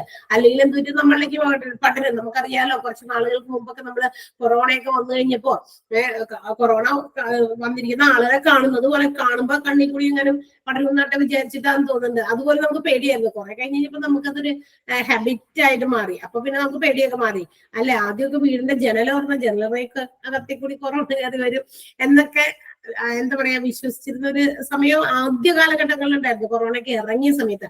പിന്നീട് പതുക്കെ ജനലൊക്കെ നമ്മൾ തുറന്നു നോക്കി. പിന്നീട് വീടിന്റെ പുറത്തിറങ്ങാൻ പാടില്ല അല്ലെ. അപ്പൊ വീട്ടില് ഒരാൾക്ക് കൊറോണ ഉണ്ട്, അവര് ഗേറ്റ് തുറക്കാനോ വീട് തുറക്കാനോ ജനൽ തുറക്കാനോ പാടില്ല. അതിൽ കൂടിയൊക്കെ ചാടി പുറത്തോട്ട് നമ്മുടെ അടുത്തുള്ള വീട്ടിലേക്ക് വരുമോ എന്നൊക്കെ പേടിച്ച ഒരു സമയമൊക്കെ ഉണ്ടായിരുന്നു. പക്ഷെ അതൊക്കെ കഴിഞ്ഞ് കഴിഞ്ഞപ്പോ പിന്നെന്താണ് പറയാ, പതുക്കെ നമ്മൾ മുറ്റത്തേക്ക് ഇറങ്ങി, അത് കഴിഞ്ഞ് പതുക്കെ റോഡിലേക്ക് ഇറങ്ങി, പിന്നെ നമ്മൾ ഇങ്ങനെ ഇറങ്ങി, പിന്നെ നമ്മൾ അടച്ചിരിക്കുന്ന സ്വഭാവമില്ല, പുറത്തേക്ക് ഇറങ്ങി നടക്കുന്ന സ്വഭാവമായി മാറി.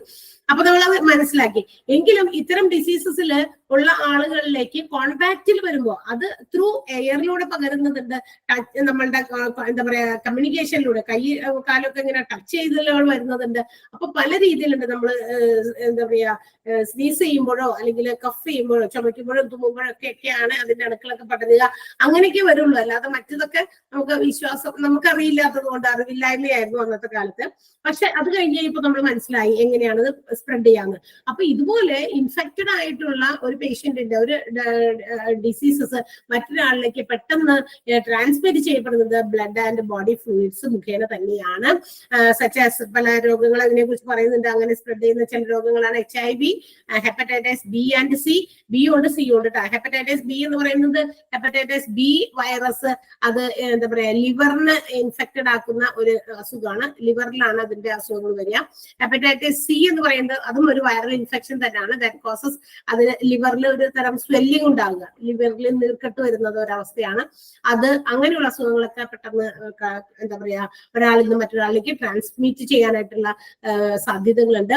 മാത്രമല്ല അതർ ബ്ലഡ് ബോൺ പാത്തോജൻസ്, രോഗകാരികളാകുന്ന ഈ എന്താ പറയാ രക്തത്തിലൂടെ രോഗം അങ്ങോട്ടും ഇങ്ങോട്ടൊക്കെ പകരുന്ന ഒരു ഇതുണ്ടല്ലോ, അതൊക്കെ may be spread to health care staff and patients who are engaged with this polluted polluted items, ഇത്തരം പൊല്യൂട്ടഡ് ആയിട്ടുള്ള സാധനങ്ങളുമായിട്ട് എപ്പോഴും സമ്പർക്കത്തിൽ വരുന്ന ഹോസ്പിറ്റൽസിലെ സ്റ്റാഫ് ആയിക്കോട്ടെ, അതുപോലെ തന്നെ പേഷ്യൻസ്, മറ്റ് പേഷ്യൻസോ അല്ലെങ്കിൽ മറ്റ് ഹെൽത്ത് കെയർ വർക്കേഴ്സോ ആയിക്കോട്ടെ, അവരിലേക്കൊക്കെ ഈ പറയുന്ന രോഗാണുക്കളായിട്ട് എന്ത് ചെയ്യാനായിട്ട് സാധ്യതയുണ്ട്, സ്പ്രെഡ് ചെയ്യാനായിട്ടുള്ള സാധ്യതകൾ കൂടുതലുണ്ട്. അപ്പൊ ഇൻഫെക്ഷൻ എന്ന് പറയുന്നത് സ്പില്ലേജ് വേസ്റ്റ് കൊണ്ട് ഉണ്ടാകാവുന്ന ഒരു റിസ്ക് ആണ്. അപ്പൊ ഇൻഫെക്ഷൻ ഒരാളിൽ നിന്ന് മറ്റൊരാളിലേക്ക് പകരാനായിട്ട് ബ്ലഡോ ബോഡി ഫ്ലൂയിഡ്സോ ബ്ലഡ് ബോൺ ആയിട്ടുള്ള പാത്തജൻസോ വഴിയായിട്ട് വരാം. അത് ഹെൽത്ത് കെയർ വർക്കേഴ്സിനെയും പേഷ്യൻസിനെയും അതുപോലെ മറ്റു പേഷ്യൻസ് ഉണ്ടാവുമല്ലോ, പിന്നെ മറ്റു സ്റ്റാഫുകളെയൊക്കെ ഈ പറയുന്ന അതുമായിട്ട് അടുത്ത് കോൺടാക്റ്റിൽ വരുമ്പോൾ എന്ത് ചെയ്യും, ആളിലേക്ക് പകരാൻ സാധ്യതയുണ്ട്. ഒരു ഹെൽത്ത് കെയർ സിസ്റ്റം തന്നെ അങ്ങനെയുള്ള ഏതെങ്കിലും തരത്തിലുള്ള സാംക്രമിക രോഗത്തിന് എന്താ പറയാ പെട്ടുപോയി കഴിഞ്ഞാൽ എന്ത് പറ്റും? ഹോസ്പിറ്റലാണ്, ഒത്തിരി വർക്കേഴ്സ് ഉണ്ട്, ഒത്തിരി ജോലിക്കാരുണ്ട്, ഒത്തിരി സ്റ്റാഫ് ഉണ്ട്, നഴ്സുമാരായിട്ട് മറ്റുള്ള ജോലിക്കാരൊക്കെ ആയിട്ട്. പിന്നെ പേഷ്യൻസ് എന്തോരാ വന്നു പോകുന്നത്, പെട്ടെന്ന് ഈ ഇത്തരം ഇൻഫെക്ഷൻസ് ഒക്കെ പെട്ടെന്ന് സ്പ്രെഡ് ചെയ്യും. ഒന്നിൽ നിന്ന് രണ്ടാകും, 2, 4 4 8 അങ്ങനെ എന്താ മൾട്ടിപ്പിൾ ആയിട്ടുള്ള രീതിയിലാണ് ഇൻഫെക്ഷൻസ് എപ്പോഴും വരിക. അപ്പൊ അത് നമ്മൾ കെയർഫുൾ ആയിട്ട് ഹാൻഡിൽ ചെയ്യണം. അപ്പൊ infections will be spread with blood or body fluids like blood borne pathogens ഒക്കെ വഴിയായിട്ടാണ്. അപ്പൊ നമ്മൾ അറ്റ്മോസ്ഫിയർ കെയർ തന്നെയാണ് അതിനുവേണ്ടി കൊടുക്കേണ്ടത്. അടുത്തത് കെമിക്കൽ എക്സ്പോസേഴ്സ് ആണ്. കെമിക്കൽ എക്സ്പോസർ, അത് കെമിക്കൽസ് നമുക്കറിയാം which is used in the radio active chemicals ഒക്കെ നമ്മൾ ഉപയോഗിക്കുന്നുണ്ടല്ലോ ഹോസ്പിറ്റൽസിലും. പല ഡയഗ്നോസിസ് ട്രീറ്റ്മെന്റുകൾക്കൊക്കെ വേണ്ടിയിട്ടാണ് കെമിക്കൽസ് ഉപയോഗിച്ചിട്ടുള്ള. അതുപോലെ തന്നെ ലബോറട്ടറീസിലും മറ്റു കാര്യത്തിലൊക്കെ കെമിക്കൽസ് ഉപയോഗിക്കുന്നുണ്ട്. അത് എന്താ പറയാ ഹെൽത്ത് കെയർ സ്റ്റാഫിനൊക്കെ കുറച്ച് കൂടുതൽ അതൊക്കെ ലീക്ക് ചെയ്ത് വന്നു കഴിഞ്ഞാൽ അവർക്ക് കൂടുതൽ, ഇപ്പൊ നമ്മൾ പറഞ്ഞില്ലേ എക്സ്റേ ഒക്കെ എടുക്കും പല അസുഖങ്ങൾ വരുമ്പോൾ. എക്സ്റേസ് ആർ നോട്ട് എന്താ പറയാ നമ്മുടെ ഹെൽത്തിന് അത് എന്താ പറയാ നല്ലതല്ല എപ്പോഴും അത് എടുക്കുന്നത് എക്സ്റേസ്, കാരണം അതൊരു റേ ആണ്. ആ റേ നമ്മുടെ ശരീരത്തിലേക്ക് പാസ് ചെയ്ത് പോകുമ്പോൾ നമ്മൾ അത് പാസ് ചെയ്ത് കടന്നു പോകുന്ന അവയവങ്ങളിലേക്കൊക്കെ അത് പോകുന്നുണ്ട്. ആ റേ അങ്ങോട്ട് ഇത്ര ശക്തമായ എന്താ പറയാ ഒരു റേ ആണ് അത് കടന്നു പോകുന്നത്, എത്രയും അല്ലെ. അപ്പൊ അത്തരം അത് കടന്നു പോകുന്നതുകൊണ്ട് നമ്മുടെ ശരീരത്തിന് കേടുണ്ട്. പക്ഷെ എങ്കിലും ചില അസുഖങ്ങൾ നമുക്ക് ആ ഒരു ഡയഗ്നോസിസ് രീതി നമുക്ക് അവോയ്ഡ് ചെയ്യാൻ പറ്റില്ല, അത് എടുക്കുക തന്നെ വേണം അല്ലെ. അപ്പൊ അതിനൊക്കെ വേണ്ടിയിട്ടാണ് കുറച്ചും കൂടി ഇംപ്രൂവ്ഡ് ആയിട്ടുള്ള ഒരു ഈസി ആയിട്ടുള്ള ഒരു മെത്തേഡ്, പെയിൻലെസ് ആയിട്ടുള്ള ഒരു മെത്തേഡ് അൾട്രാസൗണ്ട് കളർ ഡോപ്ലർ എന്ന് പറയുന്ന ഒരു രീതി വന്നിരിക്കുന്നത്. അതിന് അത്രയും മറ്റേ എക്സ്റേഡിയോ സ്കാനിങ്ങിന്റെ ഒക്കെ പോലെ അത്രയും എന്താ പറയാ സൈഡ് ഇഫക്റ്റുകൾ അല്ലെങ്കിൽ മറ്റു കാര്യങ്ങളും ഇല്ലാത്തതാണ്. അപ്പൊ പെയിൻലെസ്സും ആണ് അത് തന്നെ. അപ്പൊ അതുകൊണ്ട് ഉപയോഗിക്കുന്നത്. അപ്പൊ ഈ കെമിക്കൽസും എന്താണ് ഹെൽത്ത് കെയർ സ്റ്റാഫിനെയും പേഷ്യൻസിനെയൊക്കെ എന്താ പറയാ എഫക്ട് ചെയ്യാൻ സാധ്യതയുണ്ട്. Because chemicals have many toxic substances, കാരണം അതിനകത്ത് വിഷാംശം നിറഞ്ഞ ഒരുപാട് സംഭവങ്ങൾ സബ്സ്റ്റൻസസ് അതിനകത്ത് ഉണ്ടായിരിക്കും. So that it may lead to skin irritation, respiratory problems and other health issues. മറ്റ് പലതരത്തിലുള്ള ഹെൽത്ത് ഇഷ്യൂസിന് കാരണമാകാം സ്കിൻ ഇറിറ്റേഷൻ. അതായത് ഈ കെമിക്കൽസ് നമ്മുടെ ശരീരത്തിൽ എവിടെയെങ്കിലും ഒക്കെ വന്നു വീണാല് നമ്മുടെ ത്വക്കിന് പലതരത്തിലുള്ള ഇറിറ്റേഷൻസ്, ചൊറിച്ചിലോ മാതലോ അല്ലെങ്കിൽ എന്താ പറയാ ഈ റാഷസ് പോലെയൊക്കെ വരാനൊക്കെയുള്ള സാധ്യതയുണ്ട്. മാത്രമല്ല ഇതുകൊണ്ട് ഉണ്ടാകുന്ന മറ്റൊരു പ്രശ്നമാണ് റെസ്പിറേറ്ററി പ്രോബ്ലം, നമ്മുടെ ശ്വാസോച്ഛ്വാസ സംബന്ധമായ പ്രശ്നങ്ങൾ ഉണ്ടാകാൻ സാധ്യതയുണ്ട്. അപ്പൊ chemical exposure is also A spillage waste in ഹോസ്പിറ്റലിൽ ഉണ്ടാകുന്ന ഒരു സ്പില്ലേജ് വേസ്റ്റ് ആണ് കെമിക്കൽസ് എന്ന് പറയുന്നത്. Then the next one is injury. Injury എന്ന് പറയുന്നത് due to sharp materials used in hospitals. ഹോസ്പിറ്റൽസിൽ പലതരത്തിലുള്ള എന്താ പറയാ ഷാർപ്പ് മെറ്റീരിയൽസ്, ഇപ്പൊ ഉദാഹരണത്തിന് നമ്മളെ ടെസ്റ്റ് ട്യൂബുകള് അല്ലെ, അങ്ങനെയുള്ളതൊക്കെ എന്താ പറയാ ഗ്ലാസ് മെറ്റീരിയൽസ് ആണ്. അതൊക്കെ നമ്മുടെ കയ്യിൽ നിന്നൊക്കെ പെട്ടെന്ന് താഴെ വീണ് ഉടഞ്ഞു. അപ്പൊ എന്ത് ചെയ്യണം, വേഗം തന്നെ നമ്മളത് കൈ കൊണ്ട് ഇങ്ങനെ വാരിക്കൂട്ടോ ഇല്ല, അതിന് പ്രത്യേകം അതിന് എക്യുപ്മെന്റുകളും മെറ്റീരിയൽസും ഉണ്ട്. How to clean that particular sharp materials. അത്തരം ഷാർപ്പായിട്ടുള്ള പിന്നെ അതുപോലെ നീഡിൽസ് ഒക്കെ പെട്ടെന്നൊക്കെ നമ്മുടെ കയ്യിലൊക്കെ കൊണ്ടുകഴിഞ്ഞാൽ ചെറിയ മുറിവാണെങ്കിലും ഇഞ്ചുറി ഉണ്ടാകും. ആ ഇഞ്ചുറിയിലൂടെ മറ്റ് ഏതെങ്കിലും തരത്തിലുള്ള ബോഡി ഫ്ലൂയിഡ്സോ ബ്ലഡോ ബ്ലഡ് ബോൺ പാത്തജൻസോ നമ്മുടെ ശരീരത്തിൽ കൂടി കയറാൻ സാധ്യതയുണ്ട്. അപ്പൊ പല രോഗങ്ങളും വീണ്ടും സ്പ്രെഡ് ചെയ്യും. ഓക്കെ, അപ്പൊ ഇത്തരം ഷാർപ്പ് മെറ്റീരിയൽസും നമ്മളൊക്കെ കൃത്യമായിട്ട് ഹാൻഡിൽ ചെയ്യണം. അല്ലെങ്കിൽ അത് ഭയങ്കര ഡേഞ്ചർ ആണെന്ന് പറഞ്ഞിരുന്നത്. ഭയങ്കര ഡേഞ്ചർ ആയിട്ടുള്ള സിറ്റുവേഷൻസ് ആണ്. It may cost to the health care staff and also patients. അതുകൊണ്ട് തന്നെ ഇങ്ങനെ ഉണ്ടാകുന്ന ഇത്തരം സാധനങ്ങൾ ഹാൻഡിൽ ചെയ്യുമ്പോൾ മേ ഹാവ് വൂണ്ടുകൾ ഉണ്ടാകും, മുറിവുകൾ ഉണ്ടാകും. അതിനകത്തേക്ക് കൂടി ബ്ലഡ് ബോൺ പാത്തജൻസ് കയറി പോകും, അത് ഇൻഫെക്റ്റഡ് ആകാൻ സാധ്യതയുണ്ട്. ഇഞ്ചുറി, ഷാർപ്പ് മെറ്റീരിയൽസ് ഒക്കെ നല്ല രീതിയിൽ ഹാൻഡിൽ ചെയ്യണം. ഇപ്പൊ വേസ്റ്റ് എന്ന് പറയുമ്പോൾ എല്ലാം കൂടി വാരിക്കൂട്ടി ഒരു കണ്ടെയ്നറിലല്ല ഇടുക, ഓരോന്നിനും പർട്ടിക്കുലർ സ്ഥലമുണ്ട്. ഇപ്പൊ ലിക്വിഡ് പോലെയുള്ള വേസ്റ്റുകൾ എവിടെ കണ്ടെയ്ൻ ചെയ്യണം, അല്ലെ, ഷാർപ്പ് ഐറ്റംസ്, ഇതുപോലെയുള്ള ഗ്ലാസ് ഐറ്റംസ് അല്ലെങ്കിൽ നീഡിൽസ് ഒക്കെ പൊട്ടി അല്ലെങ്കിൽ താഴെ വീണു, അത് നമ്മൾ ക്ലീൻ ചെയ്തെടുത്തിട്ട് അത് ഇതിനകത്ത് കൊണ്ടുവന്നല്ല ഇടണം, ലിക്വിഡ്സിനകത്തല്ല, അത് വേറെ വെക്കണം. എന്നിട്ട് അതിനൊക്കെ അത് നമ്മൾ കുറച്ച് പഠിക്കുന്നുണ്ട്, അതിന്റെ താഴെ ഭാഗത്ത് അടുത്ത പേജുകളിൽ വരുന്നുണ്ട് അതെങ്ങനെയാണ് ഓരോ ഐറ്റംസും ഹാൻഡിൽ ചെയ്യുന്നത്. അപ്പൊ അതൊരു രീതിയാണ്. മറ്റൊന്നാണ് റേഡിയേഷൻ എക്സ്പോസർ. അത് കെമിക്കൽ എക്സ്പോസർ പോലെ തന്നെയാണ് റേഡിയേഷൻ എക്സ്പോസറും. Radioactive materials may be leaked, അതും ഹോസ്പിറ്റൽസിൽ ഇങ്ങനെ സ്റ്റോർ ചെയ്ത് വെക്കുന്നത് കൊണ്ട് ലീക്കേജ് വരാൻ സാധ്യതയുണ്ട്. Which will be hazardous or, അതും എന്താ പറയാ പേഷ്യൻസിനും വർക്കേഴ്സിനും ഒക്കെ ഒത്തിരി എന്താ പറയാ ഹെൽത്ത് ഇഷ്യൂസ് കൊണ്ടുവരാൻ സാധ്യതയുള്ളത് തന്നെയാണ്. ഇഫ് ഇറ്റ് ഈസ് ലീക്ഡ്, അത് സ്പിൽ ചെയ്താലാട്ടാ, ലീക്ക് ചെയ്താൽ. ബിക്കോസ് ഈ റേഡിയേഷൻ പുറത്തേക്ക് വന്നു കഴിഞ്ഞാൽ ഇറ്റ് മേ കോപ്പറേറ്റ്, അതായത് മറ്റിതുമായിട്ട് എന്തെങ്കിലും സാധനങ്ങളൊക്കെ ആയിട്ട് പ്രവർത്തിക്കും. അത് റേഡിയേഷൻ ഇൽനെസ്, ക്യാൻസർ, മറ്റ് ഹെൽത്ത് ഇഷ്യൂസ് ഒക്കെ കൊണ്ടുവരാൻ സാധ്യതയുണ്ട്. അപ്പൊ റേഡിയേഷൻ എന്ന് പറയുന്നത് ഇപ്പൊ എന്താ പറയാ ക്യാൻസർ പോലെയുള്ള ഇൽനെസ്സുകൾ അല്ലെങ്കിൽ മറ്റേതെങ്കിലും തരത്തിലുള്ള ഹെൽത്ത് ഇഷ്യൂസ് ഒക്കെ കൊണ്ടുവരാൻ സാധ്യതയുള്ള ഒന്നാണ് റേഡിയേഷൻ എക്സ്പോസർ. അപ്പൊ leakage of radioactive materials also can expose the health care workers and also the patients. അതൊക്കെ വരാനായിട്ട് ഹെൽത്ത് കെയർ വർക്കേഴ്സ്, ഈ ഹോസ്പിറ്റൽസിൽ ഇത് എന്ത് ലീക്കേജ് വന്നാലും ഹെൽത്ത് കെയർ വർക്കേഴ്സിനെയും പേഷ്യൻസിനെയും ഒക്കെ എന്തായാലും അത് ബാധിക്കും. അപ്പൊ അതുകൊണ്ട് അത്തരം സ്പില്ലേജുകൾ എങ്ങനെ മാനേജ് ചെയ്യണം നമ്മൾ അടുത്തതിൽ പഠിക്കും. അപ്പൊ അതൊക്കെ വരാതെ നോക്കുക പരമാവധി. വന്നാൽ തന്നെ ഹൗ ടു മാനേജ് ഇറ്റ് അതും നമ്മൾ അറിഞ്ഞിരിക്കണം. നെക്സ്റ്റ് വൺ ഈസ് എൻവയോൺമെന്റൽ പൊല്യൂഷൻ. അത് വളരെ ഇമ്പോർട്ടന്റ് ആയിട്ടുള്ള കാര്യമാണ് അല്ലെ. എന്തായാലും ഇത്തരം എക്സ്പോഷേഴ്സ് അല്ലെങ്കിൽ ഇത്തരം ലീക്കേജസ് ഉണ്ടായിക്കഴിഞ്ഞാൽ it's very dangerous to our environment. നമ്മുടെ എൻവയോൺമെന്റിന് തന്നെ അത് വലിയ എന്താ പറയാ ഡേഞ്ചർ ആണ്. അത് it may cause pollution to soil, water, air അല്ലെ. നമ്മുടെ പ്രകൃതിയിലെ മണ്ണ്, ജലം, അതുപോലെ തന്നെ വായു, ഇതിലേക്കൊക്കെ കണ്ടാമിനേറ്റ് ചെയ്യും. എൻവയോൺമെന്റിലേക്ക് പടർന്നു കഴിഞ്ഞാൽ അതിനെയൊക്കെ പൊല്യൂട്ടഡ് ആക്കും. അപ്പോ ഇത് എന്താ പറയാ മണ്ണിലേക്കും വെള്ളത്തിലേക്കും എയറിലേക്കും ഒക്കെ പാസ് ചെയ്ത ഒരു കുഞ്ഞു ഏരിയയിലല്ല അത് കാണിക്കുക. അതിന്റെ റിസൾട്ട് ഹ്യൂമൻ ഹെൽത്ത് മൊത്തത്തിൽ ആളുകളിലേക്ക് എല്ലാം ഭയങ്കര വിശാലമായിട്ട് ഡീറ്റെയിൽഡ് ആയിട്ടൊക്കെ പകരാനായിട്ടുള്ള സാധ്യതകൾ കൂടുതലാണ്.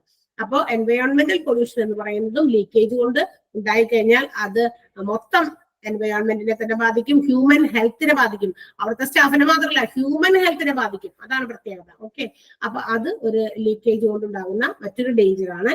And last but not the least എന്ന് പറഞ്ഞതുപോലെ ലീഗൽ ആൻഡ് ഫിനാൻഷ്യൽ റെസ്പോൺസിബിലിറ്റി. ഇതിനെല്ലാം പുറമെ if the hospital is not handling this chemicals or radioactive materials or any body fluids or blood leakages, ഇത്തരം ലീക്കേജസ് ഒക്കെ they are not properly handling it, അതെല്ലാം നല്ല രീതിയിൽ handle ചെയ്യുന്നില്ല അല്ലെങ്കിൽ dispose ചെയ്യുന്നില്ല എങ്കിൽ they have to suffer a legal and financial liability.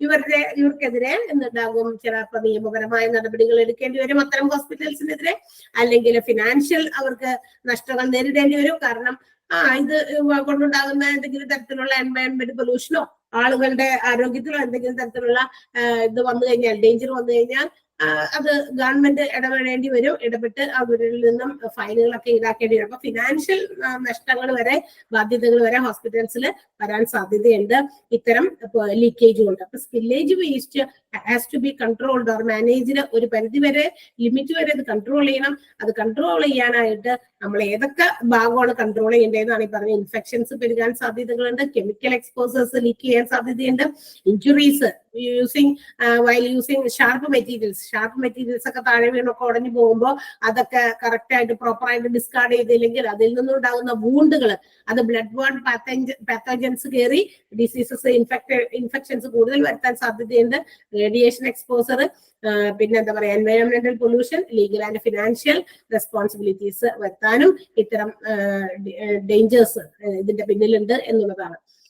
അപ്പൊ ഓക്കെ, ഇതാണ് risk and dangers in associated with spillage waste. Clear ആയോ പോയിന്റുകള്? 6 പോയിന്റ് മനസ്സിലായോ? ക്ലിയർ ആണ് മിസ്സേ. ഓക്കെ, അപ്പൊ ഒന്ന് ജസ്റ്റ് വേഗം ഒന്ന് വായിച്ചു നോക്കിയേ പെട്ടെന്ന്.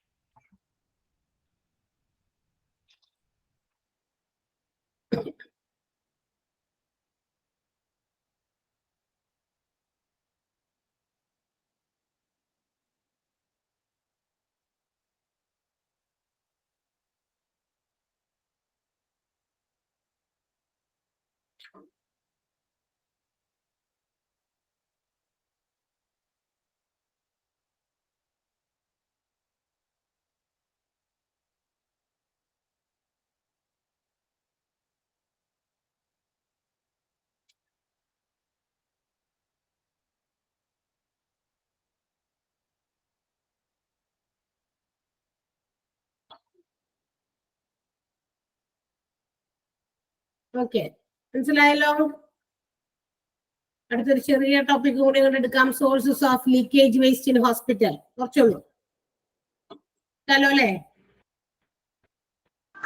Okay miss. ഓക്കെ, അപ്പൊ sources of leakage waste in hospital. ഇനി ഈ ലീക്കേജ് വേസ്റ്റിന്റെ സോഴ്സ് എവിടെ നിന്നൊക്കെയാണ് ഈ ലീക്കേജ് വേസ്റ്റുകൾ ഉണ്ടാകാൻ സാധ്യതയുള്ളത്, അതിന്റെ ഉറവിടമാണ് സ്രോതസ്, അല്ലെങ്കിൽ അതിന്റെയൊക്കെ സോഴ്സസ് ആണ് ഇനി നമ്മൾ പറയാൻ പോകുന്നത്. ഹോസ്പിറ്റൽസിൽ there are different places where leakage waste can be come, അല്ലെ? എവിടെ നിന്നൊക്കെ വരാം എന്നുള്ളത് നമുക്ക് അറിയാം ഒരു ഹോസ്പിറ്റൽസിൽ. അത് ഏതൊക്കെയാണെന്നാണ് നമ്മൾ പറയാൻ പോകുന്നത്. First one is medical procedures. ആദ്യത്തേതാണ് medical procedures such as surgeries, അല്ലെ?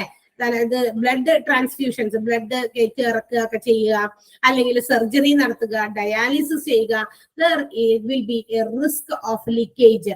അവിടെ ബ്ലഡോ ബോഡി ഫ്ലൂയിഡ്സോ ഒക്കെ ലീക്ക് ചെയ്യാനായിട്ടുള്ള സാധ്യതകൾ കൂടുതലുള്ള സ്ഥലമാണ് ഏതാണ്? Medical procedures. അപ്പൊ മെഡിക്കൽ പ്രൊസീജിയേഴ്സിൽ വരുന്നതാണ് സർജിക്കൽ പ്രൊസീജിയർ ആകാം, ബ്ലഡ് ട്രാൻസ്ഫ്യൂഷൻസ് ആകാം, അല്ലെങ്കിൽ ഡയാലിസിസ് ആകാം. ഇത്തരം പ്രൊസീജിയേഴ്സ് നടക്കുന്ന സമയത്ത് there may be leakage of blood or body fluids. Body ഫ്ലൂയിഡ്സും അതുപോലെ തന്നെ ബ്ലഡ് ഒക്കെ ലീക്ക് ചെയ്യും. അതാണ് ഫസ്റ്റ് സ്രോതസ്, ഫസ്റ്റ് സോഴ്സ് ഓഫ് ലീക്കേജ് അവിടെയാണ് വരിക, medical procedures. Next second one is laboratory testing, അല്ലെ? ഹോസ്പിറ്റൽസിൽ നമുക്കറിയാം they carry out different types of laboratory test, അല്ലെ?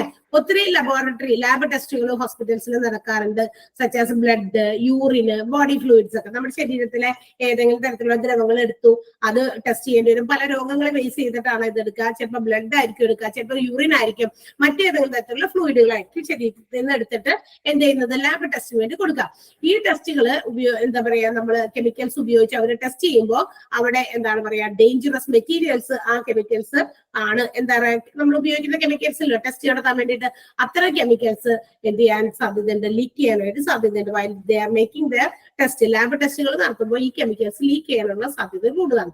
അപ്പൊ സെക്കൻഡ് വൺ ഈസ് ലബോറട്ടറി ടെസ്റ്റിംഗില് ലീക്കേജസ് ഓഫ് കെമിക്കൽസ് എന്ന് പറയുന്ന മറ്റൊരു സോഴ്സ് ഓഫ് ലീക്കേജ് ആണ്. ലബോറട്ടറി ടെസ്റ്റ് നടത്തുമ്പോൾ ബ്ലഡ്, യൂറിൻ, ബോഡി ഫ്ലൂയിഡ്സ് ഒക്കെ ടെസ്റ്റ് ചെയ്യുമ്പോൾ it is done with the use of chemicals ഉപയോഗിച്ച് ലാബ് ടെസ്റ്റുകൾ നടത്തണേ.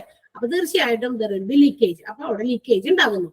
Third one is patient care. പേഷ്യന്റിനെ കെയർ ചെയ്യുന്ന സമയത്തും എന്തുണ്ടാകും, ലീക്കേജസ് ഉണ്ടാകാം, സ്പില്ലേജ് വേസ്റ്റ് ഉണ്ടാകാം. അവിടെ എന്താണാവോ ഇനി ലീക്കേജ് വരുന്നത് അല്ലെങ്കിൽ വേസ്റ്റ് വരുന്നത്?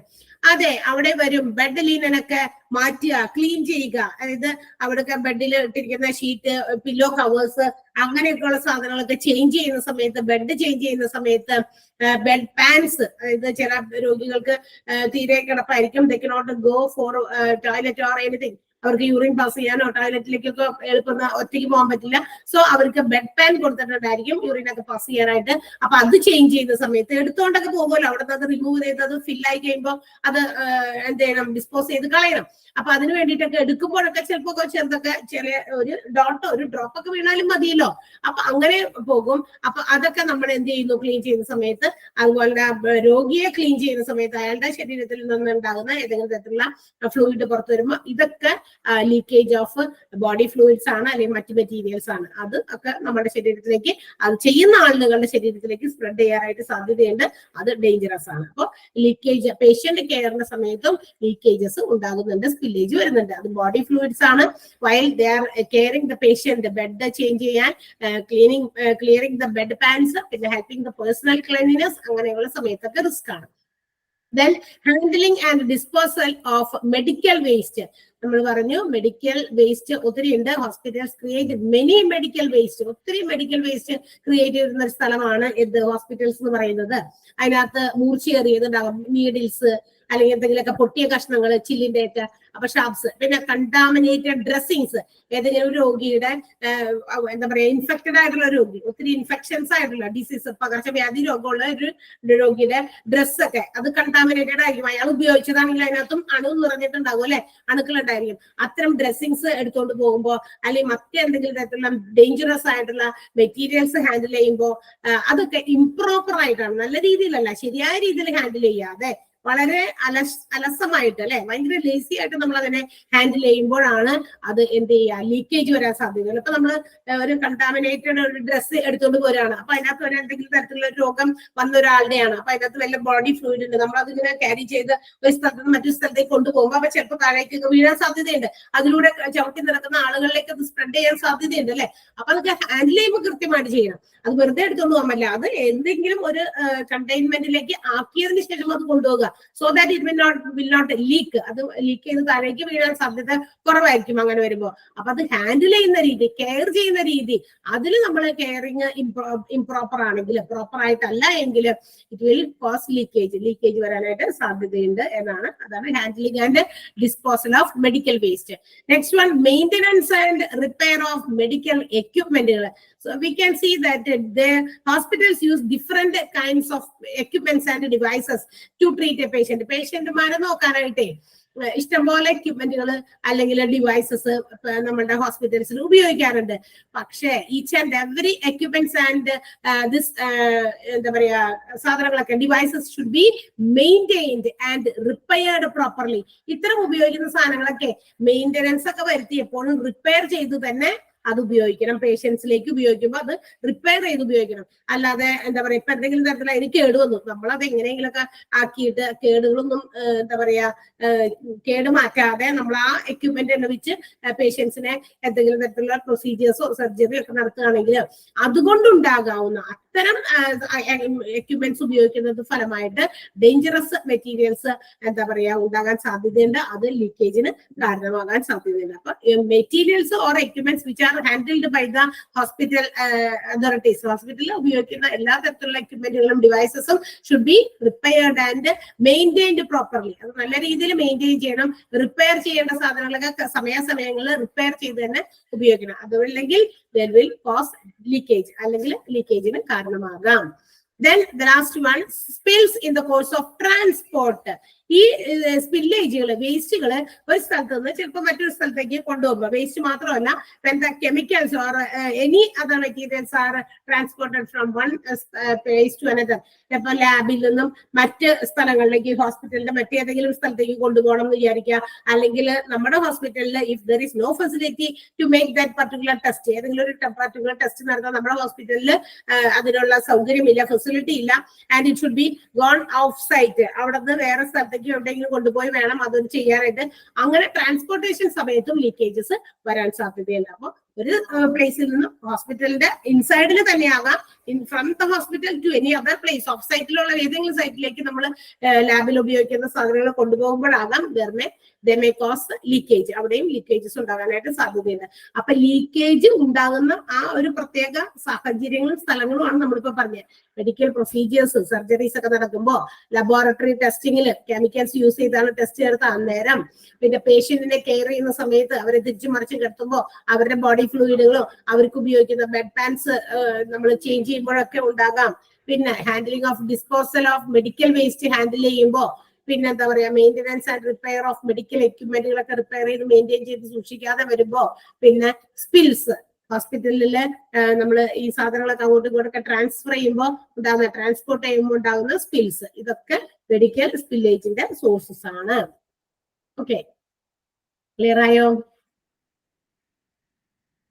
Sources of leakage waste in hospital എന്താണെന്ന് മനസ്സിലായോ? ക്ലിയർ ആണ് മിസ്. ഓക്കെ, ക്ലിയർ ആണ്. നമ്മൾ ജസ്റ്റ് വേഗം ഒന്ന് വായിക്കാം, നിങ്ങൾക്ക് വായിക്കാനുള്ള സമയം മാത്രമേ ഉള്ളൂ.